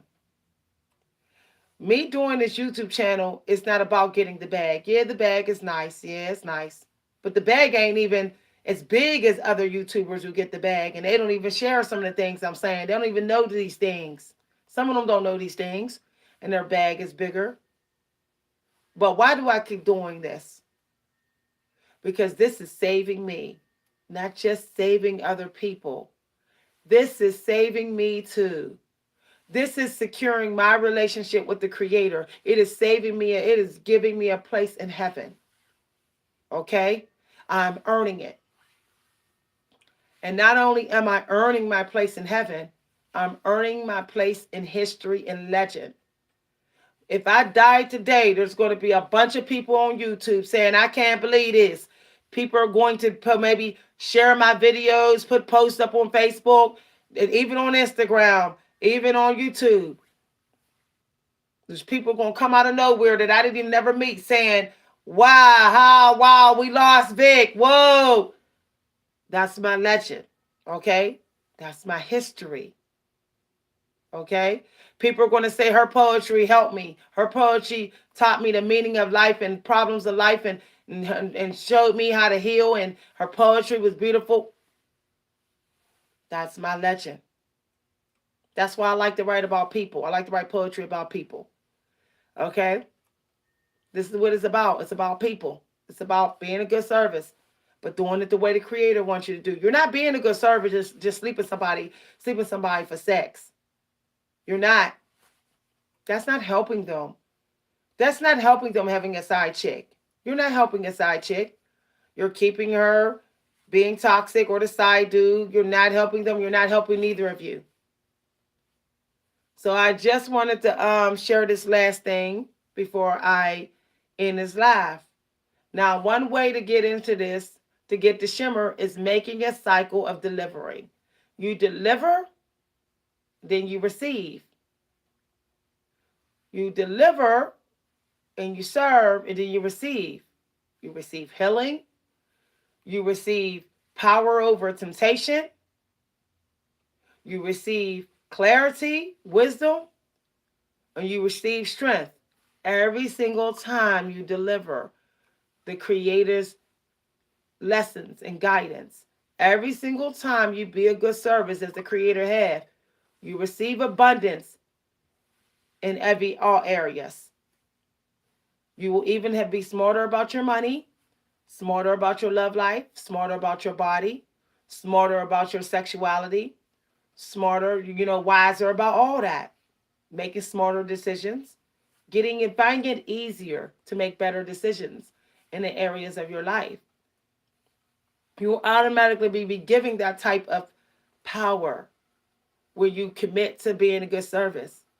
Earl Nightingale tried to tell people this, but not too many people listened to him. It was Earl Nightingale that got me to this point. His recording that says 19 minutes for Earl Nightingale. Most times people just need their mind rewired, reprogrammed to understand. So I listened to his 19 minutes, and I listened to it for, like I said, almost 2 months straight. And once I got into being a good service, I said, I'm going to stick with it, stick with it, stick with it, stick with it, stick with it. Before I knew it, I was achieving all my goals. It was easier to do. Even the goals of stopping addictions, stopping fighting with people all the time, and stop wasting semen. I was able to achieve those goals too. Now, of course, you're going to have a couple setbacks before you're like, okay, I could do it. Okay? You're going to fall on and off, get back on the horse over and over again. But at some point, it gets easier. The longer you achieve the goal, the easier it gets to get back to it and stick with it longer till finally you don't feel at it anymore. You don't feel at it anymore. You just got it by the horns, and you're like, no more setbacks. Okay? All right, y'all. I'm going to head on out. Thanks for watching. Thanks for hanging in here. I'll see everybody. Peace and love. Peace and love, everybody. Bye, everybody. Thanks for watching. I'll see y'all later in the week, like on Wednesday when I upload my videos on Wednesday. Bye.